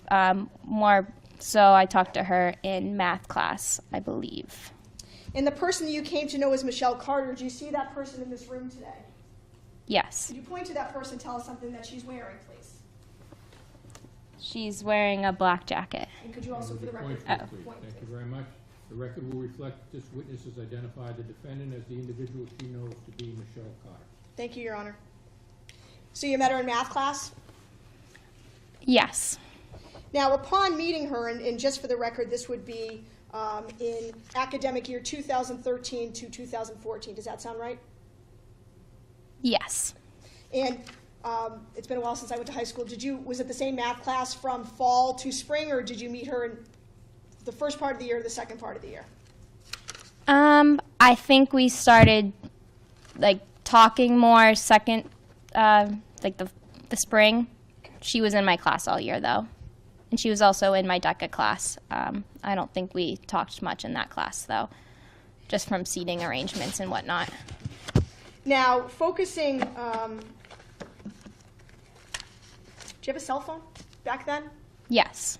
And did your cell phone have texting capability? Yes. Now, was prior to knowing Michelle Carter, was texting something you did a lot, Sam? Yes. Okay. And would you use your phone to communicate via text message with your friends, Yes. such as Lexi? Yes. Now, in the academic year 2013 to 2014, was there time that came where you began to text message back and forth with the defendant, Michelle Carter? Yes. Do you remember how that began? First, probably just, I think her kind of reaching out to me at first, sort of as a friend, I suppose. Yeah. At that point, when she began to reach out to you, were the two of you spending any time together? Out to you via text message. Can you tell us sort of the beginning months of your friendship, March, April of 2014, so sort of the second half of the school year? What were your conversations predominantly about when you first started talking with her? So predominantly it was probably about like food intake, or because I think she really reached out to me particularly, or I noticed, if she needed help with, any kind of eating disorder that she was going through. So I think it was basically just trying to reach out for help in that sense, or making sure she's doing. Without going in through all of them, would it be fair to say that through March and April of 2014, the two of you text hundreds to thousands of times about what she's eating on a sort of day-to-day basis? That sounds right, yeah. Did there ever come times when she would come up to you during school or at lunch and go over with you what she had eaten for the day and to ask you if that was sufficient? Not particularly. I would notice if she wasn't feeling right, and I'd try to make sure that if she wasn't, I kind of like to watch out for her just because I didn't want her to struggle alone. But we mostly talked about that over text, so it would all be there. And did you attempt to, when she came to you with her food issues during the time frame of March and April, what did you do to try to assist her? I didn't want to get too involved in it, like on day-to-day. I just tried to help her make sure she ate a breakfast because, I can see if people, get hangry or whatnot. But basically just making sure that she's, doing what she should be doing as far as just basically getting to eat. And during the months of of March and April of 2014, would you regularly check in on her to see what she had eaten that particular day or that night? Occasionally. Usually I'd know if I could tell if she didn't, I would just check in. Now, in addition to seeing each other in math class and maybe seeing each other in the halls or at lunch, was texting the way that you and the defendant communicated? Yes. Were you ever seeing her outside of school in any sort of social way at all? Not at that point, no. Was Lexi your best friend around that point? Yes. Was there ever times, and again, just so we don't have to go through all of these, there a time when you and the defendant went over meal plans for her, suggestions of things that you thought might be healthy choices for her? Yes. She would often ask me, if I could do that for her. Occasionally, yeah. And did you in fact then give her the best advice you could think of as to different types of food options, maybe 2 eggs for breakfast versus 1 egg, that kind of thing?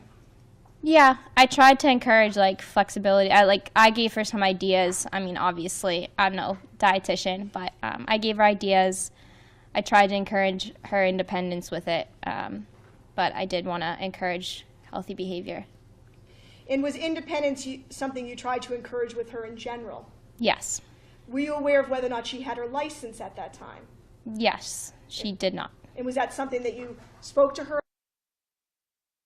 encourage her to do? I told her that would be a great way to gain some independence and to take a step to do that. Were there ever times during this time frame where she's talking to you about food that you suggested she go to her mother and talk to her? Yes. And did she respond to you about that suggestion? I don't remember how she responded to that. Relative to the advice or things you were telling her that maybe might be a good idea, were there ever times when you felt as though you were getting frustrated? Yes. And did you express that to her? Yes. April 14th, 2014 at 6:08. I'm sorry, the date again? I'm sorry, I didn't mean to turn my back to you, Your Honor. April 14th, 2014 at 6:08 p.m. Thank you very much. Thank you.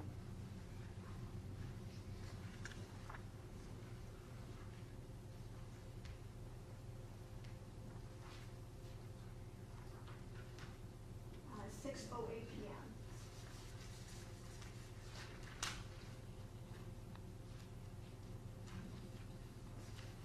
Could you please read that text message for us aloud? Yes. Is that from you?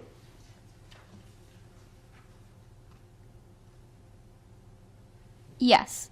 And please read it. Sorry.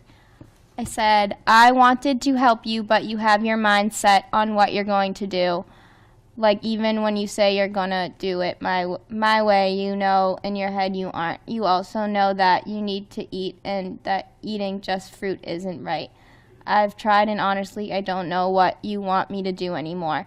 There's no point in me telling you to do stuff or trying to help when you don't listen anyways. Now, were there also times, strike that. In addition to going to school and doing DECA, Sam, during your junior year, were you working? Yes. And do you have a busy work schedule? At this time, yes, very busy. And back junior year, where were you working?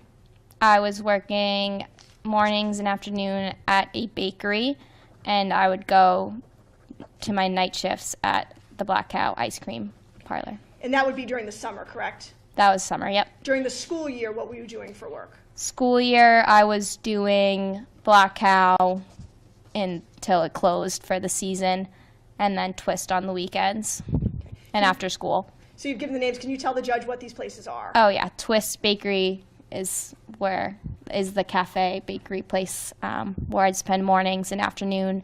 Black Cow ice cream was something I usually did at night or sometimes day shifts as well. And is the Black Cow a very busy ice cream place? Yes, very busy. So were there times, Sam, where you would be texting and then be at work and didn't have your phone for a while? Yes, I wasn't allowed to use my phone. Are there times during the academic school year, during these thousands of text message, where there were times when the defendant would text you and you would be late or take a while for you to text back? Yes. And would she sometimes, the defendant, react to that? Yes. And how would her reaction be if you took a long time to respond to her? She would often repeatedly texted me until I responded. I was able to respond. And what would you generally describe sometimes to be the length of the defendant's text messages to you? Very lengthy.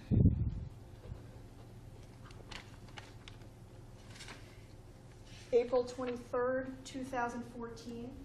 April 23rd, 2014, 10:05 p.m. Thank you.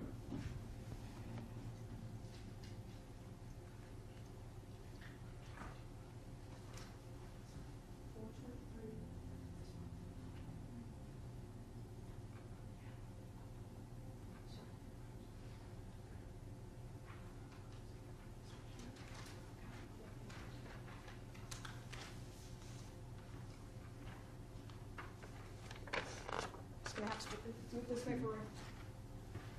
Sorry, we just switch on.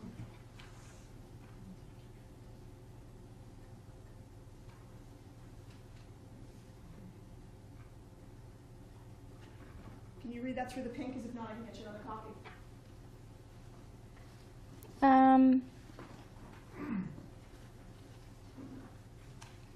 This is Yeah, I can read that. You, Madam Witness, is this from you or to you? This is to me, From?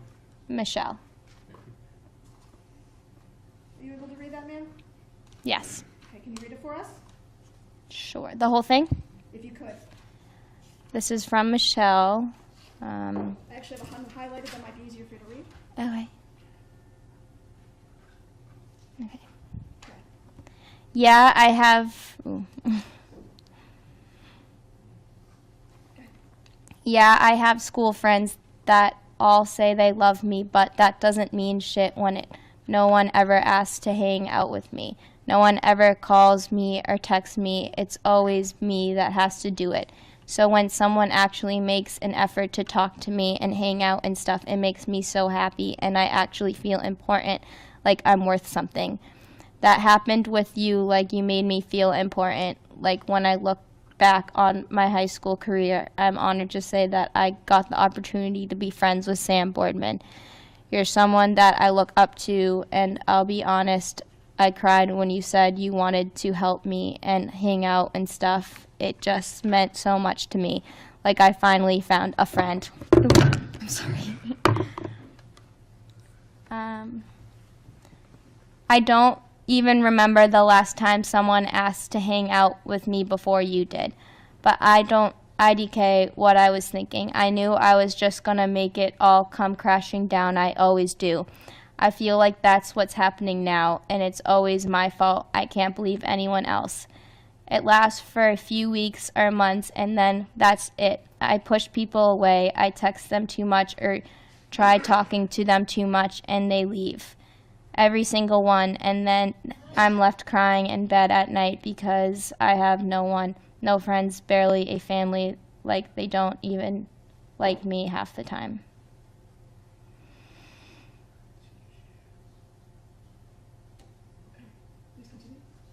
And no plans for the future. I'm nothing, and I just have no idea what I'm doing. I don't have a best friend that wants to hang out with me when they're not doing anything. I mean, Alice was my best friend but I guarantee that was all my fault that we aren't now, too. And the worst part is she won't even talk to me now, and it just makes me feel like absolute shit. Courtney Murray has been my best friend since we were like 5, but now she barely talks to me. And now I don't know why people don't like me or want to hang out, like I don't get it. Is something wrong with me that I can't see? Like I know people have lives like jobs and school and families and other things for the future they need to care about, but I don't get why or W. Do you recall getting that text, not the exact verbiage because I know it's long, but do you remember getting something like that? Yes. And did you ever get texts from the defendant around that time of a similar type of respond to her? Would you try to comfort her or reassure her? Yes.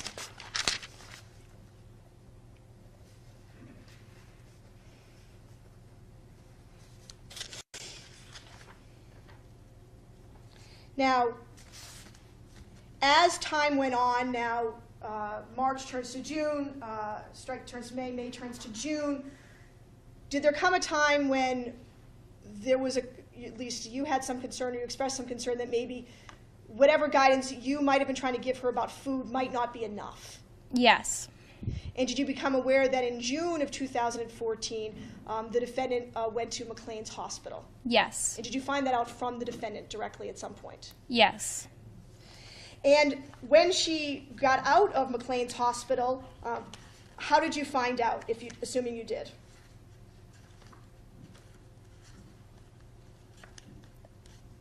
I don't remember. Do you recall whether or not your texting relationship resumed at some point after she got out of McLean's? Yes, I assume. Was that a very busy summer for you? Yes. Okay. So the summer of 2014, you mentioned you were working a couple of jobs. Yes. Can you please tell the court what your schedule was like the summer of 2014? So June, July, August. Walk us through sort of a typical day or week. So usually I did like some kind of opening shift at Twist Bakery that usually started around 6:30 or 6:30, 7 or 8 o'clock. Usually I'd work till around 2 or 3, sometimes later. Very, very busy cafe. And then I'd worked at the Black, so that was probably at least 4 days a week, sometimes 5. And then the Black Cow was probably 4 or 5 days as well, where I'd go after work or after Twist and go to the Black Cow. Some days I'd work just at Twist, some days just at the Black Cow. So, but there certainly were days where I would do both, which was no time for talking for me. So very busy summer for you. Very busy. Now, prior to school ending, we're sort of wrapping up your junior year here. Prior to your junior year ending, around that time, how often were you seeing the defendant in any sort of social manner, if at all? This is junior year? Junior year. I only saw her in school. For the summer of 2014, did you have any plans to spend time with her over the summer? I believe I saw her once that summer. Did she ask you to make plans? Yes. And was there ever a time when she asked you to go on a trip with her or to go someplace with her? I don't remember particularly. Okay. Did you know prior to the summer of 2014, had you ever heard the name Conrad Roy? No. Did you ever hear the defendant mention she had a boyfriend or a friend who lived far away? I guess I heard of his name first very briefly, I think probably once junior year in school. We did not talk about him. I'm sure you could see from our messages. I didn't know anything about him. I just knew she had a friend, so yes. Did you ever meet someone by the name of Conrad Roy? No. Did you ever speak to someone identifying themselves to be Conrad Roy by any means, texting or any sort of form of social media or phone? No.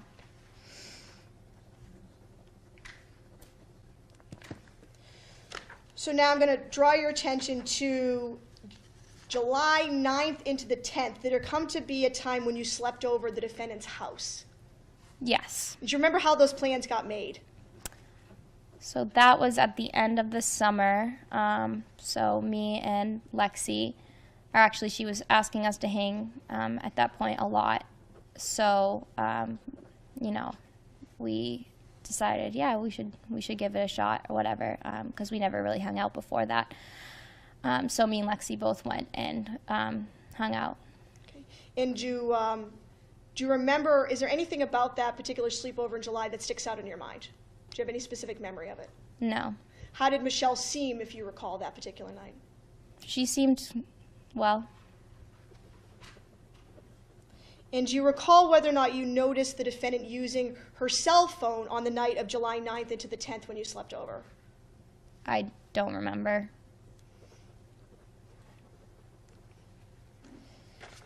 Now, the next day, you woke up at her parents' house, correct? Yep. Okay. And what did you do? Do you remember anything specific about that day? No. I could have been working, probably. If I could just have one moment, Your Honor. Yes, of course. Do you recall if she texted you the next day to say that she had fun on the sleepover and want you to hang out more? Yeah. Okay. And when she said she thanked you for sleeping over and that she wanted to hang out more, did you respond to that? Yes. Okay. 7/10/2014 at 10:34 a.m., please.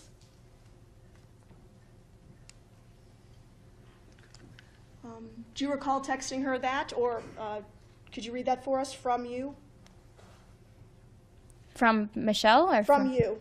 At July 10th, 2014, 10:34 a.m. from you. Okay. I said, I'm happy to hear that. We had fun too. We can hang out again, no problem. And does she respond to that at 11:23? Yes. And what does she say? Okay, yay, awesome. And I'm happy you had fun. Now we're going to jump forward a little bit in time from 11:23 a.m. to 3:01 p.m. If we could click on that. Did you get a text from Michelle Carter around that time? Yes. What did he say? What did she say? He's missing, like they don't know where he is. Do you ask who she's talking about? Yes. Click on the next one for me. And what do you say? Ask if it's Conrad. And does she respond? Yes. And do you ask another question? I said, how did you find that out? And did she respond to that at 3:04 p.m.? Yes. And what does she say? She said, I texted his mom because I was getting really worried. Like, he always texts me in the morning, and he didn't, and he stopped answering last night. So I asked her if he was okay, and she said they've been looking for him the past few hours, and they can't find him. And now going forward to same date, July 10th, 2014, 5:30 p.m.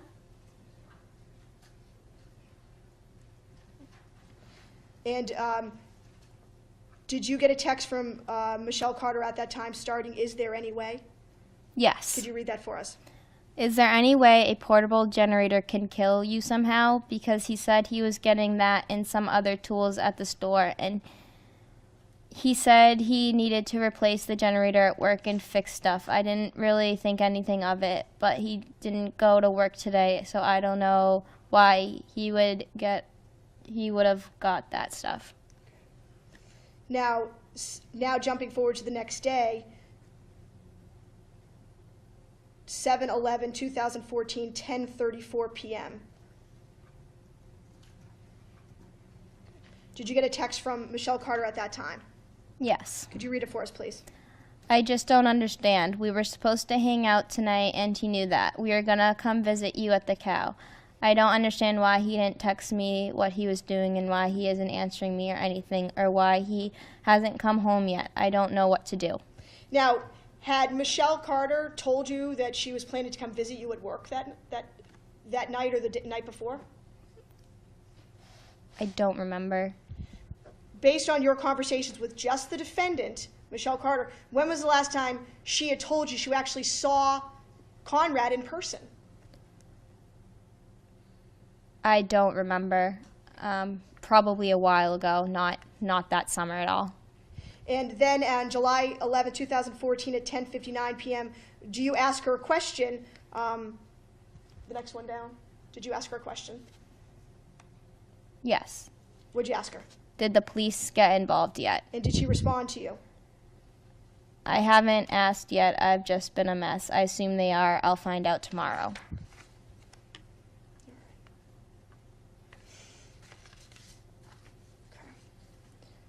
Now we're going to jump forward to, and I'm going to ask you a whole bunch of questions about July 12th, 2014. Okay, Sam?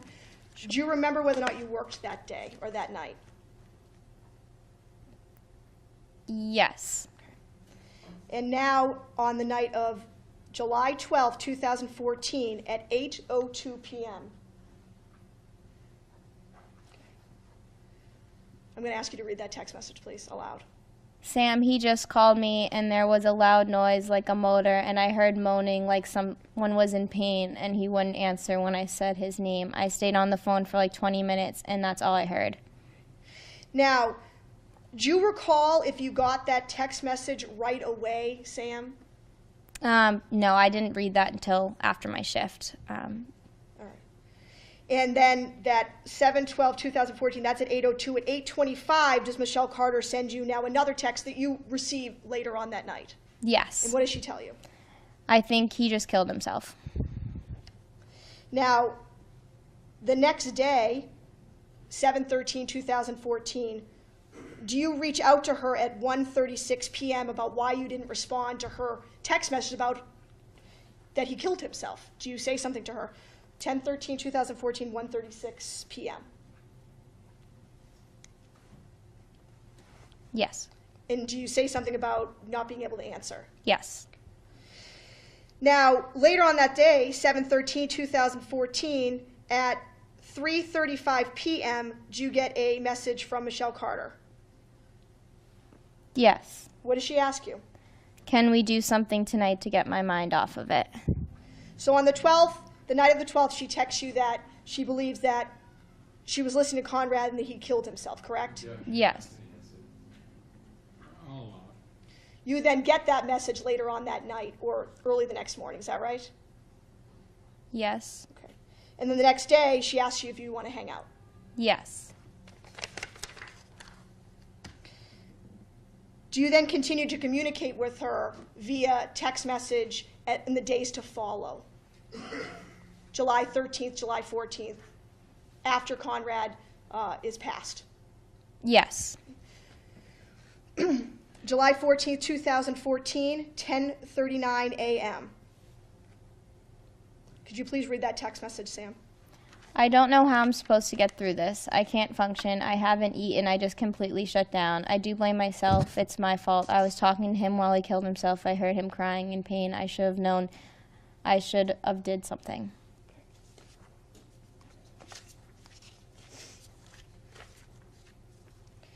Do you recall having conversations with Michelle about arrangements for Conrad Roy? And by arrangements, I mean wake and funeral. Yes. And did Michelle Carter ask you via text message and or by phone to attend one or both of those? Via text message. Were you able to attend both of them? No. Why were you only able to attend one of them? I was working. And did anyone ask you to go to the arrangements or did you offer? She asked me to.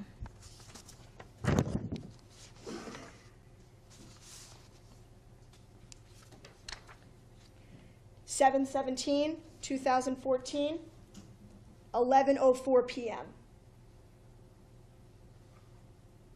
Can you read that for me, please, Sam?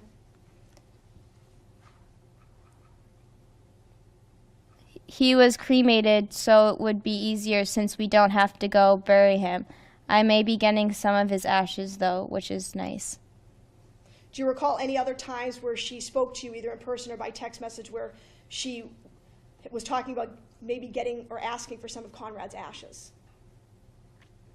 Not in person. Do you recall ever having any conversations with the defendant about a suicide note that she said was left by Conrad for her? Yes. What do you remember hearing about that suicide note? I remember that she wanted to have me drive her to pick up the note. Did you ever actually drive any place with her? No. July 20th, 2014 at 2:50 p.m.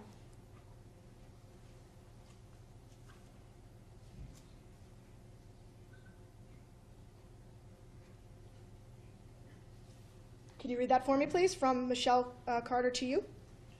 I just got off the phone with his mom. She found a letter he wrote to me, and she read it to me, and it was so beautiful. Sam, why did he have to, why, just why? She's keeping it for me and said that I can come over this week and take home some of his things And I just don't understand why it had to be him. He was the greatest man I ever knew, and I literally lived every day feeling like the luckiest girl in the world when I had him. I'm sorry for talking about this and stuff. I know it's annoying and I need to stop, so I'm sorry for bothering you about this, all this. The fact that she's apologizing to you via text message, was apologizing to you something that she did often? Yes. And was that something you actually spoke to her about? Yes. And what did you say to her? I basically told her to not apologize to me ever. July 21st, 2014, 10:45 p.m.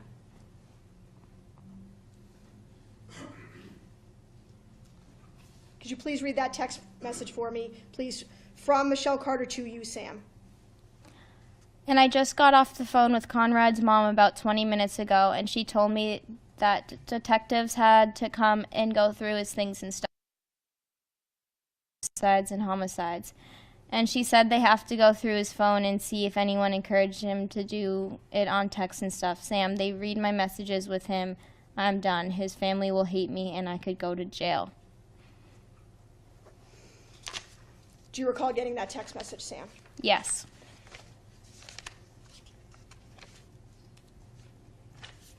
Nine one, please. No, actually, you know what? I'm going to do something else for a second.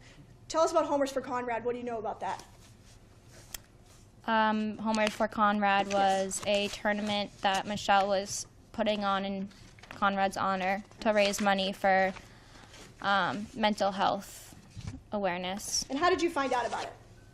Michelle told me. Did you see anything about it on any sort of social media about it? Yes. And what did you see? Sort of an advertisement for it or promoting it. And did you offer, or were you asked to help for Homers for Conrad? Yes, she asked me to help her. And did you have time to do anything to assist her?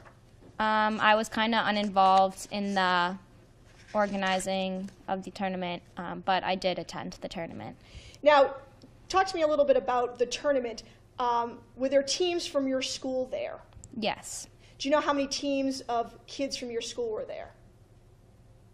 I'm not sure the number of teams. I'd say there's probably 16, 15, 14 people there maybe that I knew. And how far away was the tournament from where you lived? It was in Plainville, so it was probably like 20 minutes away. Now, based on what your conversations with Michelle, so I'm going to limit you here, your conversations with Michelle or anything you observed with your own eyes, who did you believe to be Michelle's closest friends in September of 2014? Objection. I'm not sure.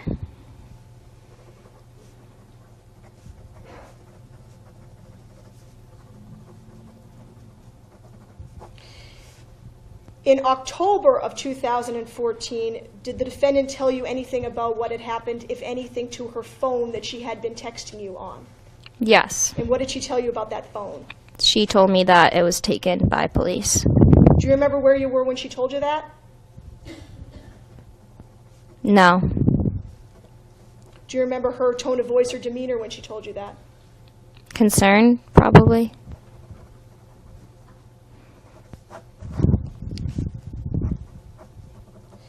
And as senior year continued after October 2014, did you continue to spend time with her at school and working on DECA? Yes. How about anything else socially? Did you spend time with her outside of school or outside of DECA? Yeah. What types of things would the two of you do together in the academic year 2014 to 2015? Mostly we would be like doing DECA and then we'd like hang out after. Or we had study hall together, and so seniors were allowed to like go out to eat when they had study hall for lunch. And so I had a car, she didn't, so we sometimes would do lunch like that. And you had testified earlier, and please correct me if I'm wrong, but the prior year, junior year, the two of you had a lot of food conversations, correct? Yes. Did that continue on senior year with her coming to you for advice about food? I basically didn't we kind of broke it off on that just because I didn't really want to be involved in that anymore. It was something I think, was getting dealt by, she got help for that, or her family was more involved possibly, but I didn't want to have to be that crutch anymore for her. Can I have 1 more minute, please, Your Honor? Thank you.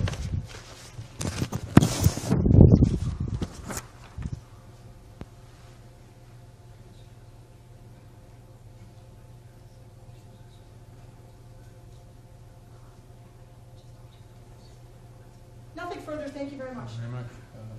Donald? Thank you. Good afternoon, Ms. Wagner. How are you? Fine. You and Michelle Carter were close friends for a period of time during high school? Yes. And you used to socialize while at school Primarily, yeah. and had classes together? Yep.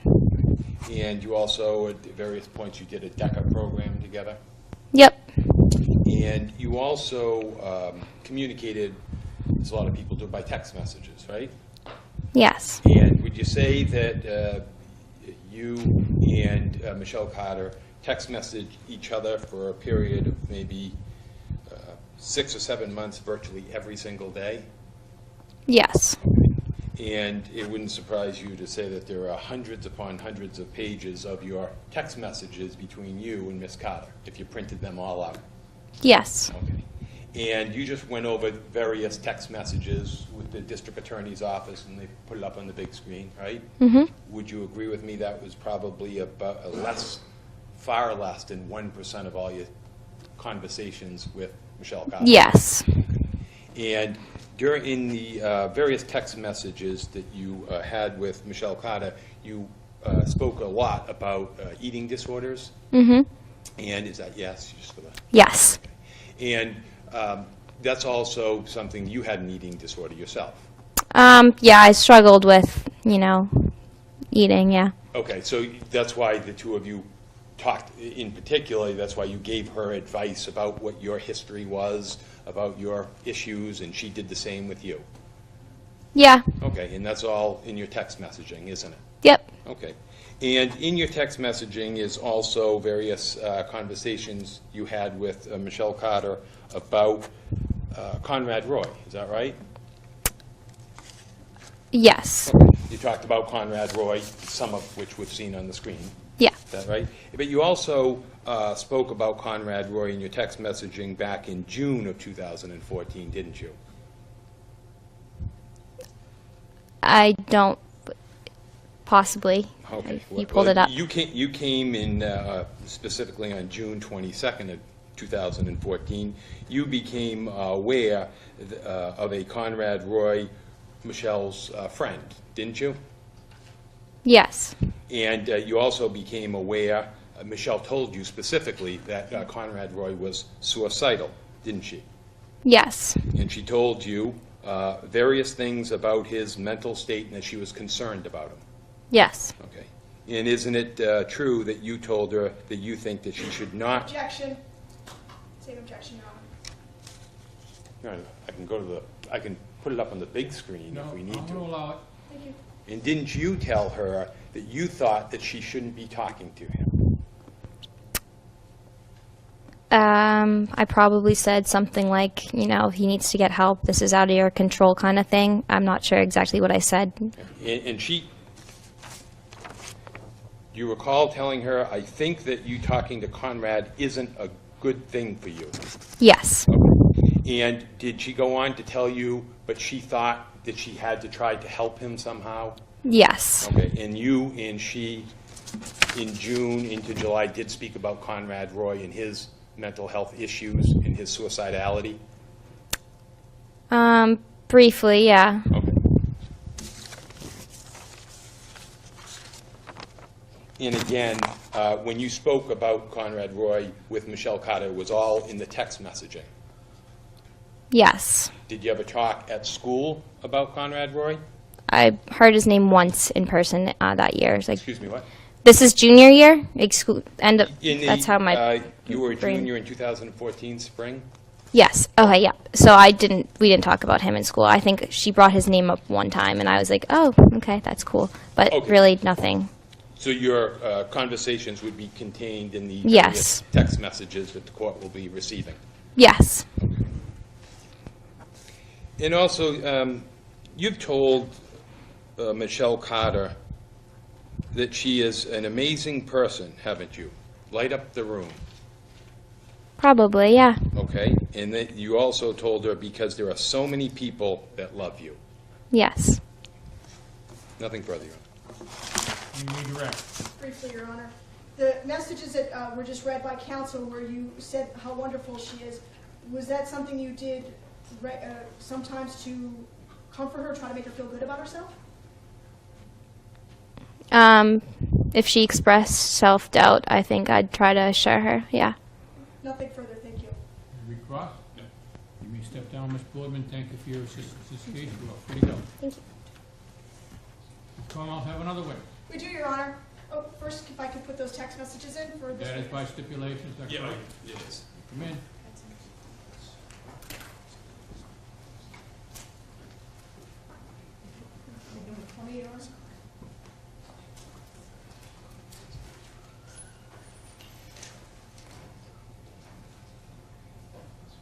Detective Scott Gordon, please, Your Honor. All right. Gordon, you should be in the room.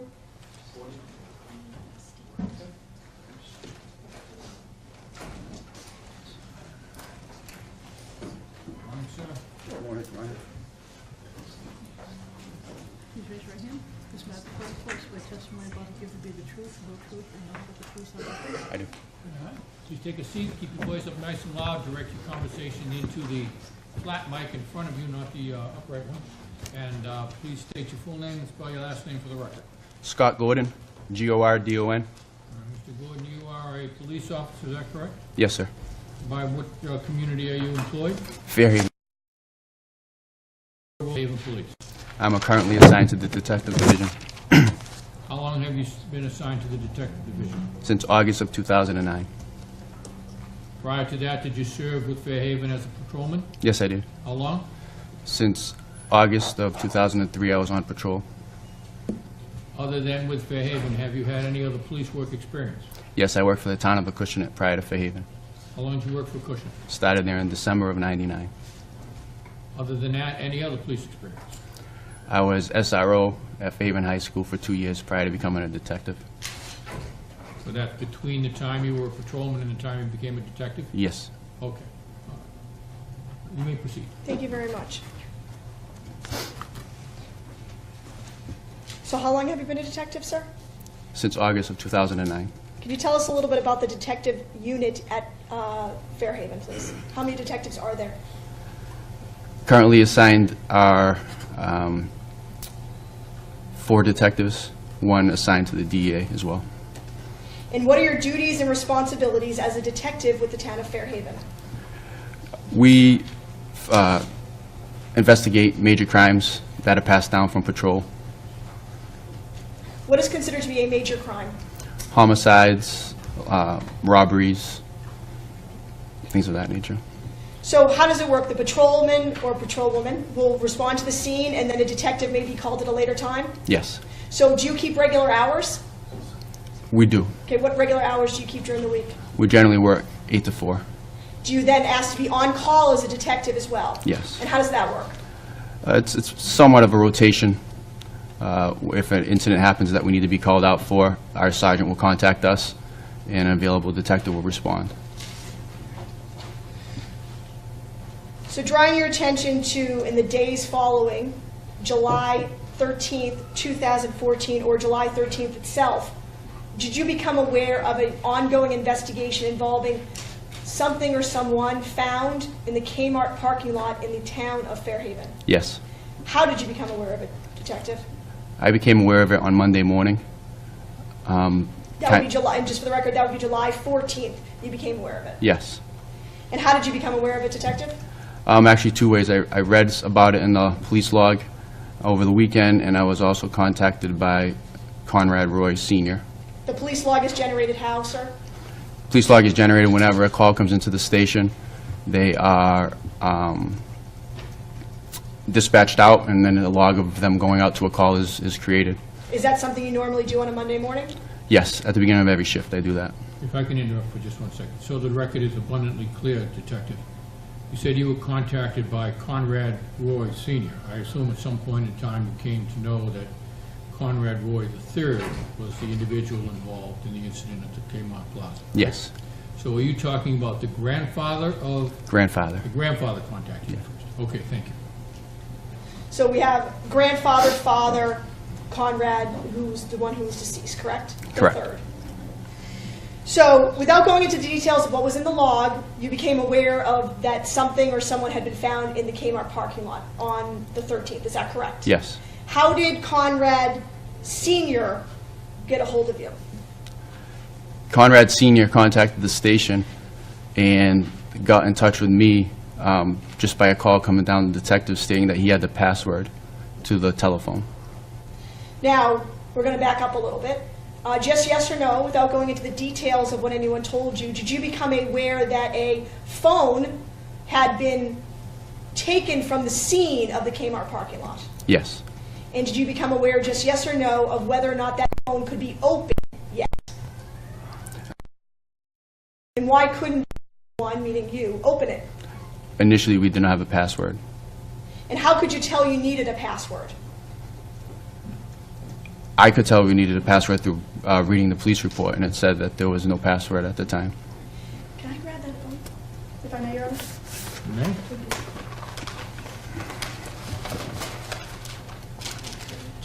Does this happen to stick here? Oh, yeah, so. So you became aware that a password was needed, and now someone was calling you with said password. Correct. So what did you do then? I attempted to locate the phone And were you able to locate the phone? the next day, yes. If I may approach with an exhibit, Your Honor? You may. Thank you. Sir, I'm going to show you what's been marked for the record, Exhibit 7. Do you recognize this phone? I do. And what do you recognize this phone to be? Conrad's phone. And is there a post-it on the back? Yes. And what does that post-it mean, if anything, to you? This is the password to enter the phone. Thank you.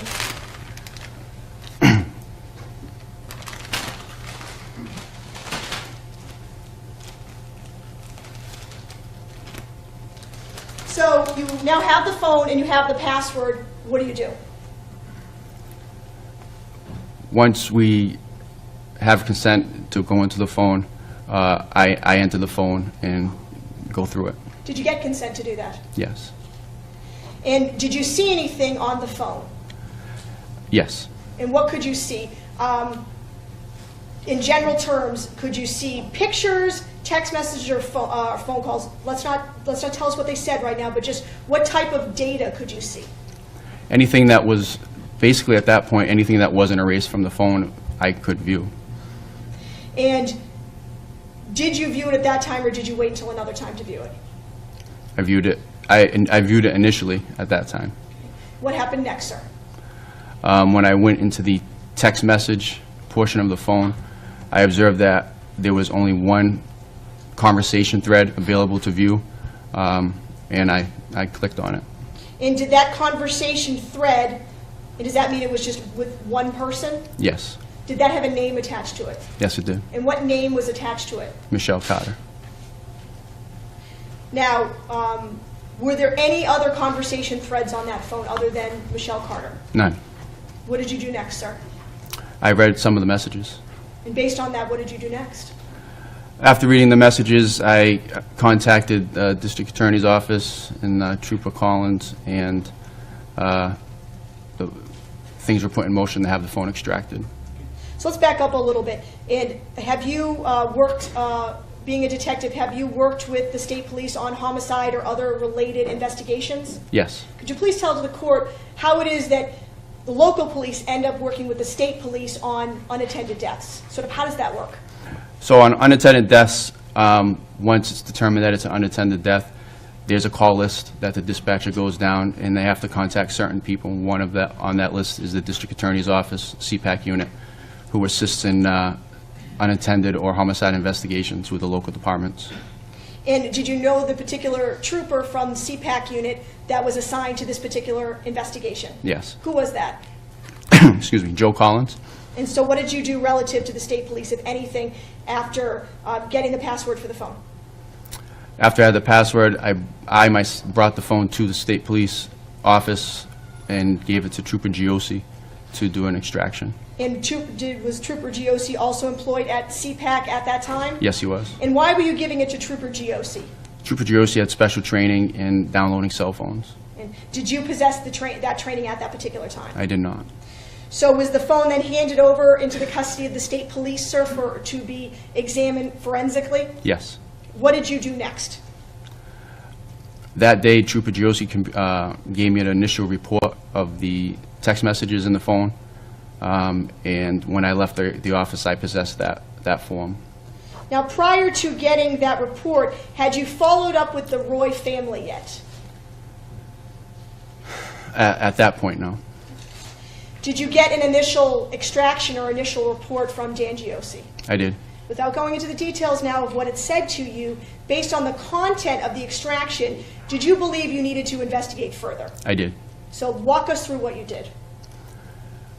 Once we got the content and reviewed it, and speaking with the district attorney's office, we decided to set the ball rolling a little bit as trying to investigate a little more of the content of the phone and a little more of the relationship between Michelle Carter and Conrad Roy.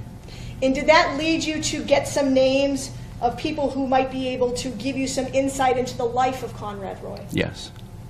And in doing so, sir, did you speak with a Thomas Gamble on or about Friday, July 18th of 2014? Yes. And I'm not going to ask you about the details of what he said, but where did you speak to Tom? At the police station, Faven Police Station. And yes or no, did you get some information from Tom about Conrad and who he was and what was going on with him? Yes. In addition to looking at the phone, sir, at that point, were you able to access any Facebook pages of anybody that might be involved in this? At that point, I don't believe that we had reached that point yet.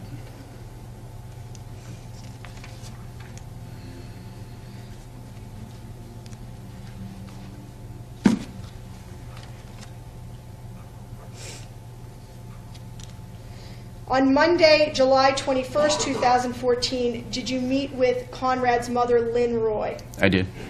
Now, without going into any details of what she said to you, did you speak with her, yes or no? Yes.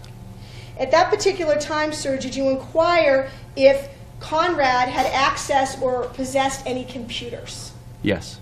And tell us about that. Were you able to get any computers at any time from Lynn Roy? Yes, on that day, she explained that Conrad had access to 2 computers, and at that time they were both at Conrad Roy Jr.'s house in Mattapoisett. They were at Dad's house. Correct. And Mrs. Roy was already in the process of going there to pick up her daughters, so I accompanied her there, and I obtained both those computers. Take those computers into your custody, sir. I did.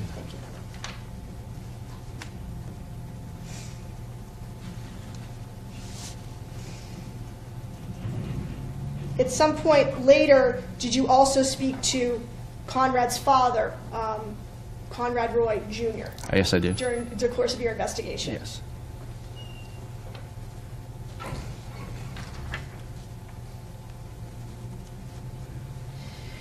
While you're doing these interviews and furthering your investigation, are you having an opportunity to continue to look at the phone download or extraction from Conrad Roy's phone? Yes.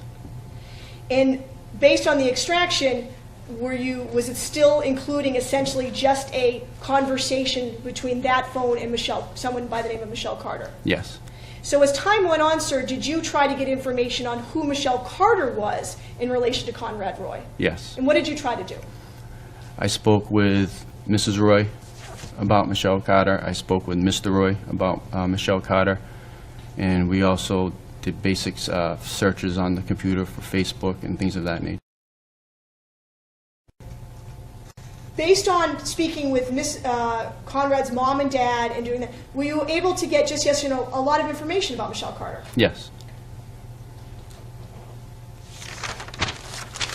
And were some searches, at least basic searches, done of the computers at that time? Yes. Or in a Facebook? Yes. Did you have access to Conrad's Facebook? This would be the third, Conrad the third's Facebook. Not much at that point, just what the public was able to see through a Facebook search. Did you become aware of staying in touch with the Roy family that there was something called Homers for Conrad? Yes. And do you recall who made you aware of that? Not what they said, but just who may have told you about it. I believe initially it was Mr. Roy. And at that point, sir, was someone from your department tasked to go to Homers for Conrad and observe? Yes. And who was that, please? Detective Glenn Cudmore.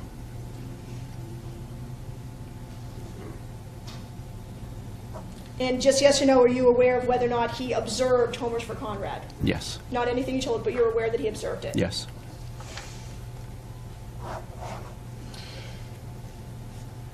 Did you ever come to interview any of the friends or classmates of the defendant, Michelle Carter, to get more information about her? Yes. Who did you speak with?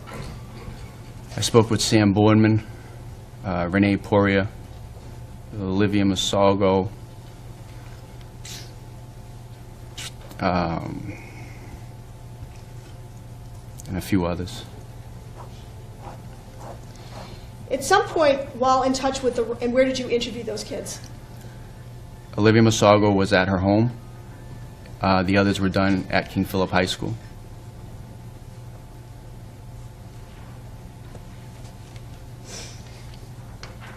Throughout this time, sir, were you staying in touch with the Roy family? Yes. At that time, just yes or no, had you told the Roy family what you had found on Conrad's phone? No, exactly at what point in time are we talking? It's a good question, Your Honor. Prior to Homers for Conrad in September, I'll try to use a particular time frame. Prior to Homers for Conrad in September, Detective, had you yourself told the Roy family what you had seen on Conrad's phone, namely the conversation between him and Michelle? No. So you hadn't told the Roy family really what you were even investigating at that point? Not at that point, no. Did there come a time where you found out that there was a note or a note from left, or might be called a suicide note, left from Conrad addressed to Michelle found at one of the Roy homes? Yes. How did you find that out, Detective? I believe that was told to me by Mrs. Roy. And as a result of that, sir, what did you do? And that was provided to me by Mrs. Roy when I first met with her on July 21st. Did you tell the Roy family, or specifically Ms. Roy, why you were taking that suicide note addressed to Michelle? Not at that time. Did you consider the investigation to be very much ongoing at that time? Yes.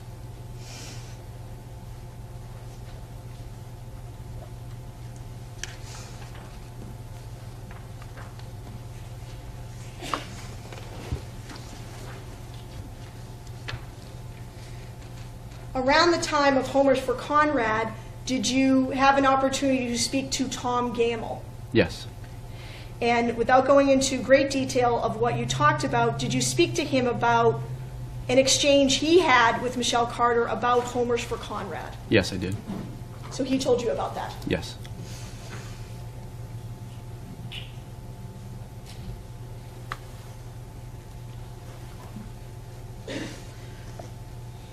So now, sort of moving closer to October 2014, can you tell us a little bit about, before you get search warrant for the defendant's phone and computers, can you tell the court a little bit about what you knew at that time? We knew that the defendant had conversation with Conrad. We had received information from Verizon of the constant contact during and after Conrad's death on her cell phone. And with everything we had compiled through our investigation at that point, I applied for a search warrant for her phone. And when you applied for a search warrant for her phone, were there separate search warrants or a search warrant for any laptops or computers she might also use? From her home, yes. Now, after you applied for the search warrants for a phone and any computer she had access to, were those search warrants granted? Yes, they were. So after those search warrants were granted, on or about Thursday, October 2nd, 2014, did you attempt to execute those search warrants? Yes. Could you please tell us how you attempted to get the defendant's phone? Let's Yes. start with that. On October 2nd, myself and Detective Sergeant Botello went to the area and ultimately located Michelle in the gym at King Philip High School. And was there then a conversation between yourself, Sergeant Botello, and the defendant? Yes. And that person you spoke to, Michelle Carter, who identified herself to be Michelle Carter, is that person in this room today? Yes, she is. Could you please point to that person, tell us something that person is wearing? She's wearing a dark colored jacket. And could you point to the person, please? All right, the record will reflect that this witness has identified the defendant as the individual he understands to be Michelle Carter. Thank you, Your Honor. Did you then have a conversation with the defendant? Yes. Did you attempt to record that conversation in any manner? Yes. How did you record it? A handheld device. And was that later transferred, was that handheld recording then transferred to a CD at some time? Yes. May I approach the witness, Your Honor? Yes, you may. And is that CD marked Carter at King Phillips High School? Yes. And would this be a recording of your interaction with the defendant? Yes. I just need a moment, Your Honor, because I don't know how to use the player on this to play it on the computer. Just one moment. Why would we play it? Your Honor hadn't Is heard it it since. coming It is. I hope so. We are not going to play things that I'm going to listen to myself if it has been admitted as an exhibit, and it is a part of the record once it is admitted as an exhibit. The same situation as yesterday's video. I understand, Your Honor. It Okay. just said you had not heard it since the motion to suppress. That's why the Commonwealth was offering to play it. I assure you, I am going to read every page and listen to everything. With the court, I also have a transcript of it. Would the court like me to provide the? Would you like Is there the an objection to me having the transcript as well? Yes, there is, Your okay, then. I was just All offering. right. I know. Then I'll just take the disc. Thank you, Your Honor. There's no objection to the disc. go to sidebar on this? Sure. Did Ms. Carter give you something? Her cell phone. Thank you.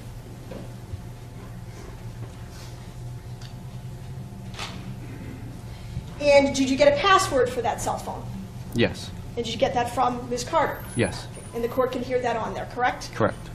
After that conversation was over, sir, did you become aware or were you alerted that one of the defendant's family members was outside the school? Yes, her father was. As a result of that, where did you, Sergeant Botello, and the defendant go? We went out to her father's vehicle. And without going into the details of what was said, did you have an exchange with the defendant's father? We did. And was there a discussion about what maybe could happen next? Yes. And ultimately, where did you guys go? You guys, meaning you, Sergeant Botello, the defendant, and her father. We went back to the defendant's home. And when you got to the defendant's home, did you have a conversation with anybody there? Yes. Who did you speak with? Michelle and her father. And at some point, was the defendant's mother also present, some point during this exchange? Yes. And during that time, what was your intention? What were you looking for at the house? We were looking for any devices that had internet connectivity. And did you inquire if there were any laptops that the defendant had access to rather than just rooting around the house yourself? Yes. And did they point you in a direction of a laptop? Yes. What was done with that laptop, sir? We took the laptop. So at this point, sir, correct me if I'm wrong, you have a phone from Conrad, a phone from Michelle, 2 laptops from the Roy family, 1 laptop from the defendant's house. Would that be sum total of devices at this particular time? Yes. Okay. All right. So you have the search warrant for the defendant's phone and the defendant's computer. What do you do with them? Both were transferred to the state police And what was to be done with them? to be forensically analyzed.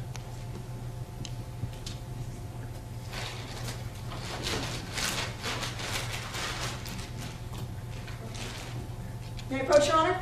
You may? Thank you.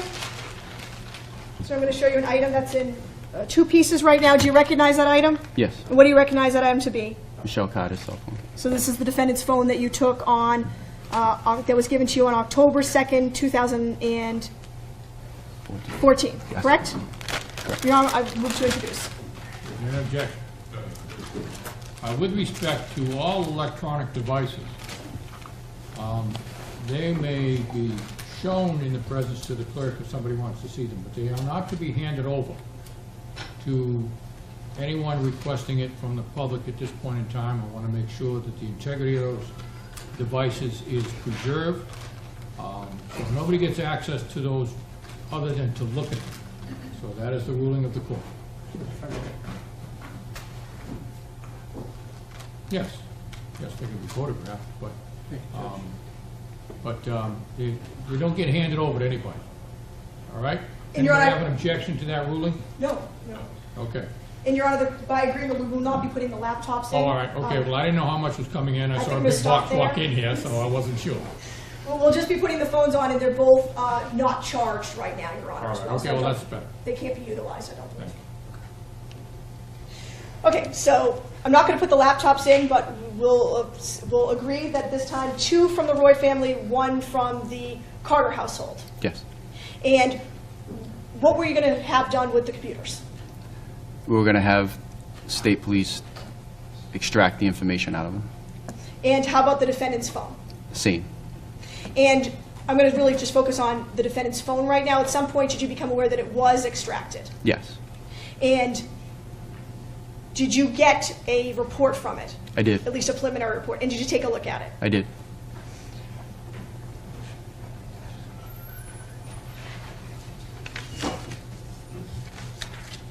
And fair to say there was a lot of information on it. Yes, And did you take the time to read that extraction report and read some of the thousands of text messages? yes, And did that provide you, did Michelle, the defendant's phone, provide you with additional information that had not been on Conrad's phone? yes, When you looked at the extraction from the defendant's phone, was there, you indicated that on Conrad's phone there was a single strand, one conversation between Conrad Roy's phone and the defendant, correct? correct. When you looked at the extraction report from the defendant's phone, were there far more strands of conversation, meaning communication between the defendant's phone and multiple other people? Yes,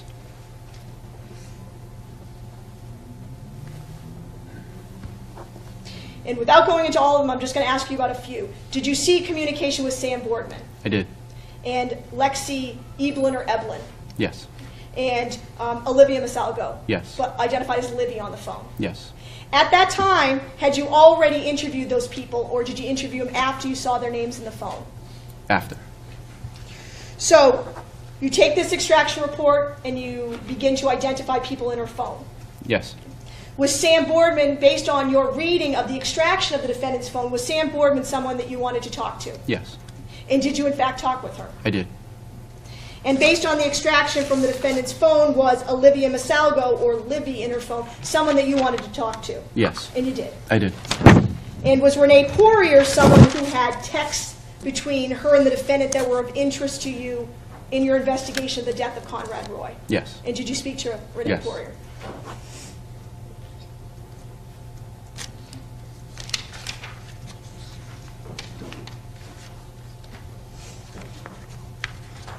And at some point, did you also speak with Alexandra Eblin or Evelyn Yes. and her father? yes, Thank you. And just yes or no, during your conversations with these young ladies, did you have the extraction report? Did you go over some text messages with these young ladies? yes, I did.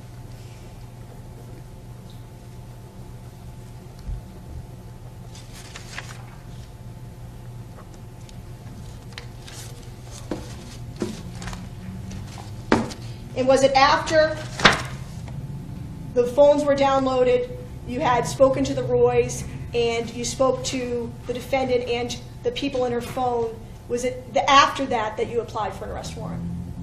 Yes, Can I have one moment, please, Your Honor? Of course.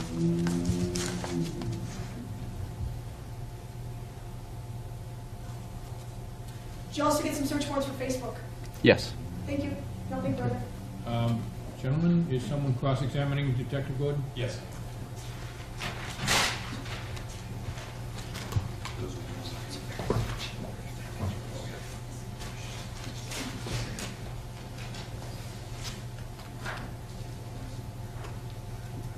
afternoon, Detective. How are you? Good, how are you? Good, thank you. Detective, there were a couple of computers that you obtained from the Roy households, Yes. and which were they? On July 21st, 2014, I believe it was a MacBook laptop and a Dell laptop. Did you inquire if there were any other computers that Conrad Roy III utilized?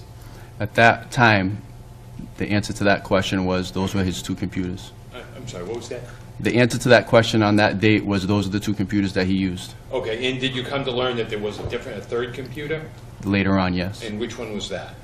I believe it was a full-size Mac that belonged to his mother. Okay. Were there any other electronic devices that you became aware of that he was using? At that time, I don't recall anymore. Okay. And the two that are in the courtroom today are the Dell laptop and the MacBook? Is that right? I would suggest, I haven't seen what's in here, but I would guess those two are in here, yeah. Okay, and what about the Mac, if you're aware of? I don't know. Okay. And what did you do with the Dell and the MacBook? They were handed over to state police. Okay. And who in particular? Was there anyone in particular? I'm sorry, at that time, it was either Giosia or Mike Bates. Okay. And the Mac that you came to, the third device that you came to learn about, did you take that and give that to somebody too? That was also given to Mike Bates Okay. Of the state police? of the state police.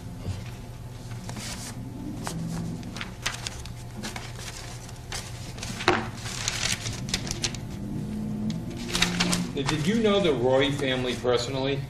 I did not. And at some point in time, you found out that there was a suicide and you wanted to investigate it. Correct.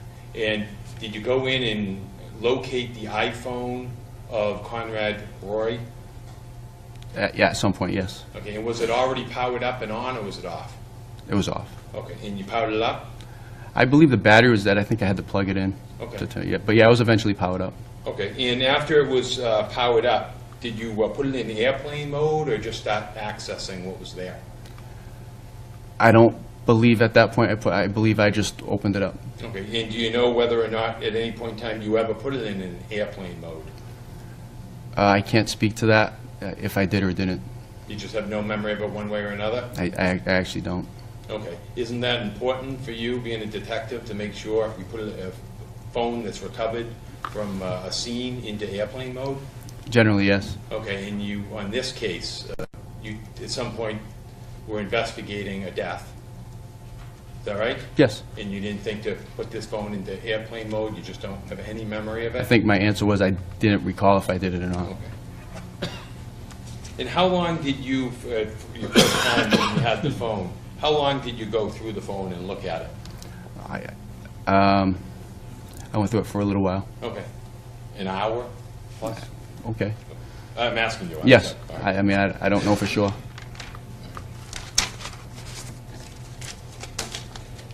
And it was after your initial review that you further. Is that fair to say? Yes. All right. And you had come to learn that Conrad Roy was found deceased in a Kmart parking lot. Correct. And did you go to the Kmart parking lot and speak to any Kmart employees? At what point? At any point? No. And did you go to the Kmart lot to see if they had any videotape surveillance? I knew they didn't. Okay. And did you speak, however, you didn't speak to any of the employees at Kmart? No. And did you try to ascertain any individuals who were located in the Kmart parking lot on July 12th at approximately between the hours of, say, midnight? No. Did you? No. And did you obtain any videotape surveillance from any stores in the Kmart area? No. Did you attempt to do that? I know the Citizens Bank does not have external video. I've been able to see that. There's no video pointing to the area. Okay. Are you aware that there are some stores out on the various roads that do have video surveillance? Oh, yes. Okay. Did you go over to any of those stores to look at their video surveillance? No. Okay.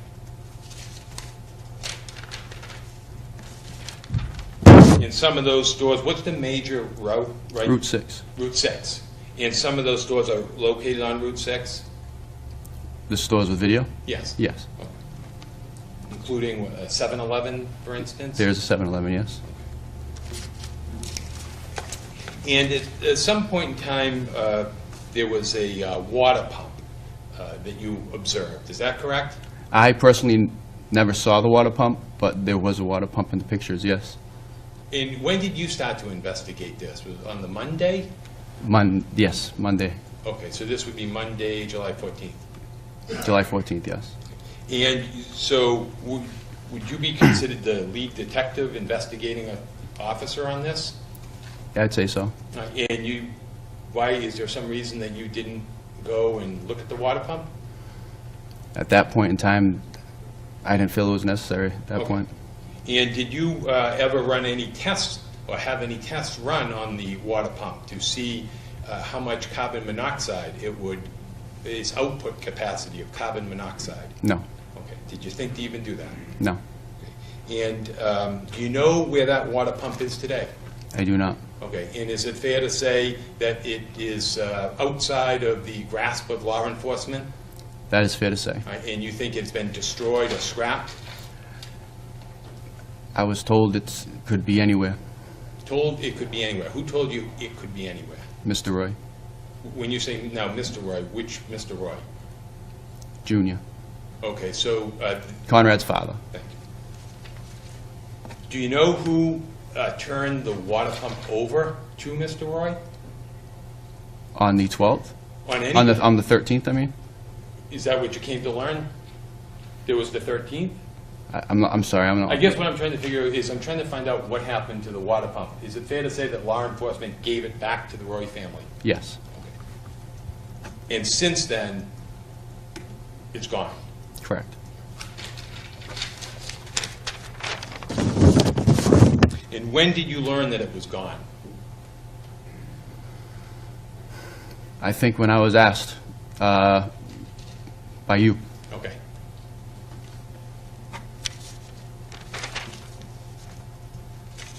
And now, in your investigation into this situation, you had an opportunity to review an extraction report. Is that correct? Yes, a couple. Okay. And is it safe to say that you saw that Conrad Roy, and I apologize, if I just use Conrad Roy, I'm usually I know what you talking mean. about the third. Okay. Unless I say otherwise, right? So did you review all of his text messaging that he had with various people? I reviewed most of the report, yes. Okay. And did you see that he was communicating with other people? Yes, Okay. When I say other people, other than Michelle Carter? yes, Okay. Is it safe to say that you didn't contact each and every one of those people? yes, Okay. And you also saw that Conrad Roy was in his various text messaging claiming to have spoken about obtaining poisonous seeds. Is that correct? I do recall something on his phone with that, yes. And what did you do to ascertain who he was speaking to about obtaining poisonous seeds? Nothing. And you also saw in his various text messaging that Conrad Roy was speaking to somebody from Great Britain about how to kill himself. I saw that, yes. All right. And what did you do to ascertain the identity of that person from Great Britain? Nothing.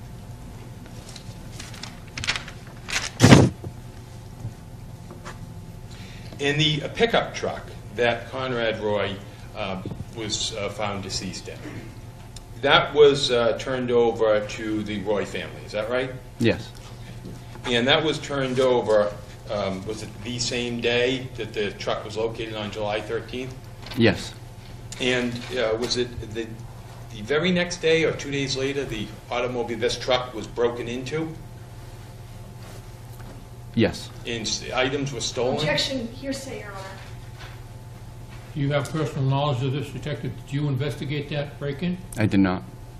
Sustained. Your Honor, I'd like to be heard on that then. That's a Go ahead. Bowden-type defense. If he didn't even investigate a breaking in of the vehicle, Well, that he has admitted he did not investigate. So you have that admission on the record.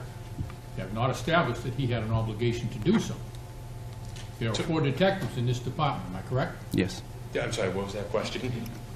There are 4 detectives in the Okay, department. right. So before you can get into the Bowden issue, you have to establish that this gentleman had an obligation himself, as opposed to someone else, to do that investigation. Well, is it fair to say you came to learn that that truck was broken into? I did. Okay. And what did you do to ascertain, if anything, the identity of the people who broke into it? I was told who did it. You were told who did? Yes. By the Roy family? Yes. Okay. And they told you that it was an Ariana Taylor? Yes. And that was one of Conrad Roy III's friends? Correct. And she broke into it and stole items out of it? That's how it was initially reported, yes. Okay. And did you also understand that there were certain items in this automobile? Well, at that point of the break-in, you hadn't reviewed any of the items in the automobile. I never did, no. Okay. And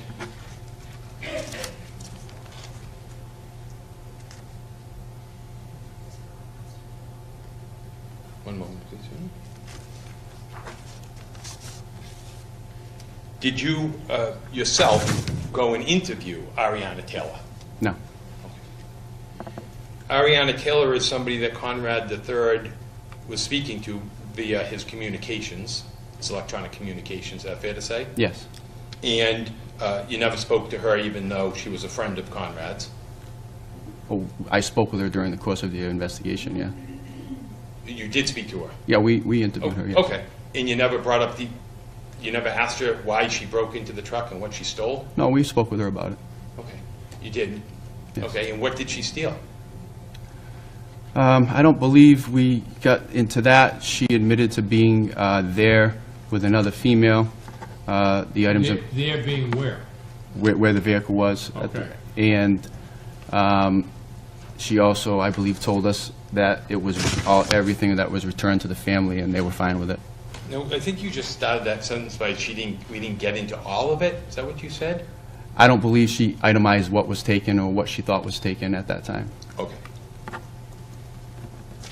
Did she explain why she broke into the automobile just days after her friend was? I don't recall that she got into that. Okay. Did she avoid it? No. You didn't press her for why she went into it? No, because the family was satisfied with the result at the end of the day.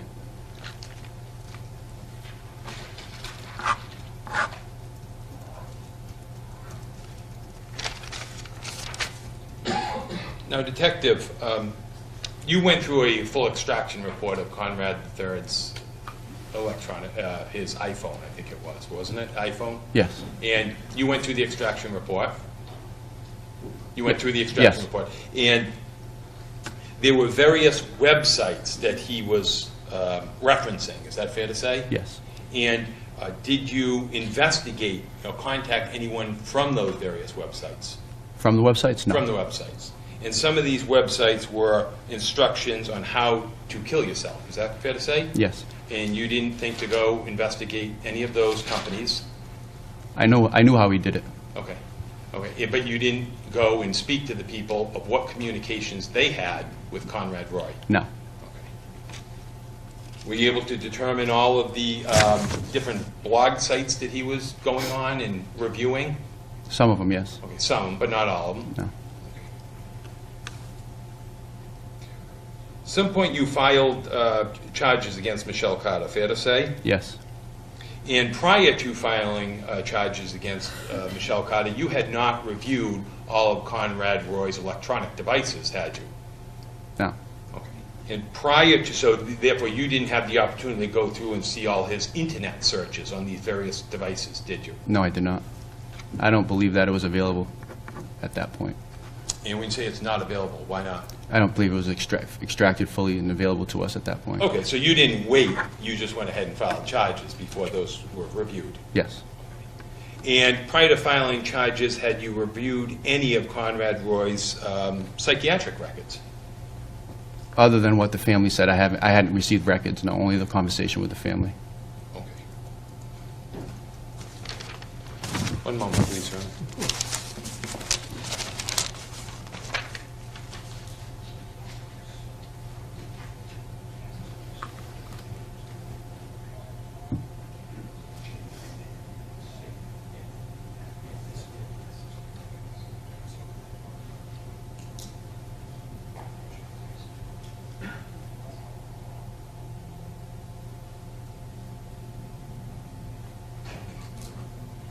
Yes, previously? it's been continuing, yeah. Okay. And you are aware that the district attorney for Bristol County was Thomas Quinn, is that fair to say? Yes, Okay. And you are also aware that he is cousins with Conrad Roy, the decedent, aren't you? I became aware of that, yeah. Okay. Nothing further. Thank you very much. Redirect? When did you become aware of that, sir? What's that? When Oh, did I'm you sorry. become, I'm sorry, Your Oh, Honor. I- Detective, when did you become aware of that? During the case of the investigation, I really couldn't give you a time. I think after he was appointed, I think it came up. Well, who was the district attorney when Conrad Roy died, the third died? Sam Sutter. Was Tom Quinn even the district attorney at the time you began to investigate it? No, ma'am. Whose idea was it to investigate this case, to investigate what appeared initially to be a suicide? District attorney-wise? No, detective-wise. Mine. And when did you decide, sir, at what point in what you've gone through with us did you decide that this, what appeared to be simply a suicide, needed further investigation, needed your time, detective? When did you decide that? Shortly after I opened the phone. And when you opened the phone, what did you see? When you opened Conrad's phone, what did you see, detective? I saw messages from Michelle that it was encouraging him to commit suicide. Now, just so the record is abundantly clear, Detective, you opened the phone on July 14th? Yes. And when you saw those text messages and saw what they said, detective, what did you, not what anyone told you, as detective in charge of this case, what did you decide to do when you saw those text messages on Conrad Roy's phone? What did you decide to do? To get to the bottom of it. And counsel asked you about video surveillance. How long have you been a detective with Fairhaven? Since '09. Is one of your jobs as a detective with Fairhaven is to know where there's surveillance videos? Yes. Why do you need to know that? We've solved many cases through the use of video surveillance throughout town, and it's been helpful in past homicide cases, actually, so we're pretty familiar with where the videos are in town.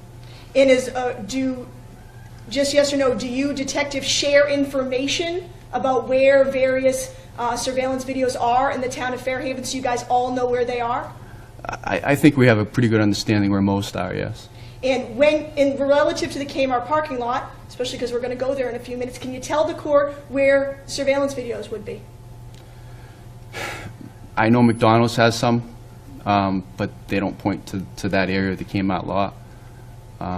As far as to that specific area where Conrad was found, as far as I know, at that time and still today, there is no video covering that area.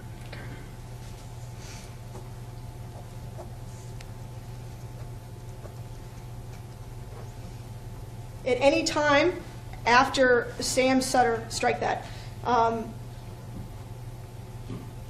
were you the lead detective on this case? Yes, Who applied for the search warrants? I did. Who executed the search warrants? I did. And who's been investigating this case for the past 3 years since Conrad Roy's body was found? Who's been investigating this case? Me. Now, defense counsel asked you if you looked for the water pump, right? Yes. And to check the CO levels? Yes. And had you heard what the medical examiner said as far as how Mr. Roy had passed away? Yes. At what point in time, counsel? At any point in time, did you become aware of how he had passed away? Yes. And and this is just offering this for your state of mind, sir, but were you told how he died? Yes. And how did he die, based on the information you had? Objection. I'll take it, DeBene, subject to a motion to strike. From the reports received from the medical examiner, it was my understanding that he died as a result of CO2. So, based on what you knew, did you have concerns that the water pump didn't have enough CO2 to kill him? No, I did not. Nothing further. Any recross? Just on that point. Detective, would you just answer the question, did you have any concerns if that water pump had killed him? Is it fair to say that you never examined the water pump, I've never had it in front of me. and no tests were run on that whatsoever? Correct. So you're surmising, fair to say, is from what the other officers told you, that that particular water pump actually caused Conrad Roy's death? Yes. Nothing further. All set? Nothing, thank you. Detective, thank you very much. You are free to go. Thank you, Your Honor. All right, thank you for your assistance. All right, We will be in recess now. We are going to convene at the location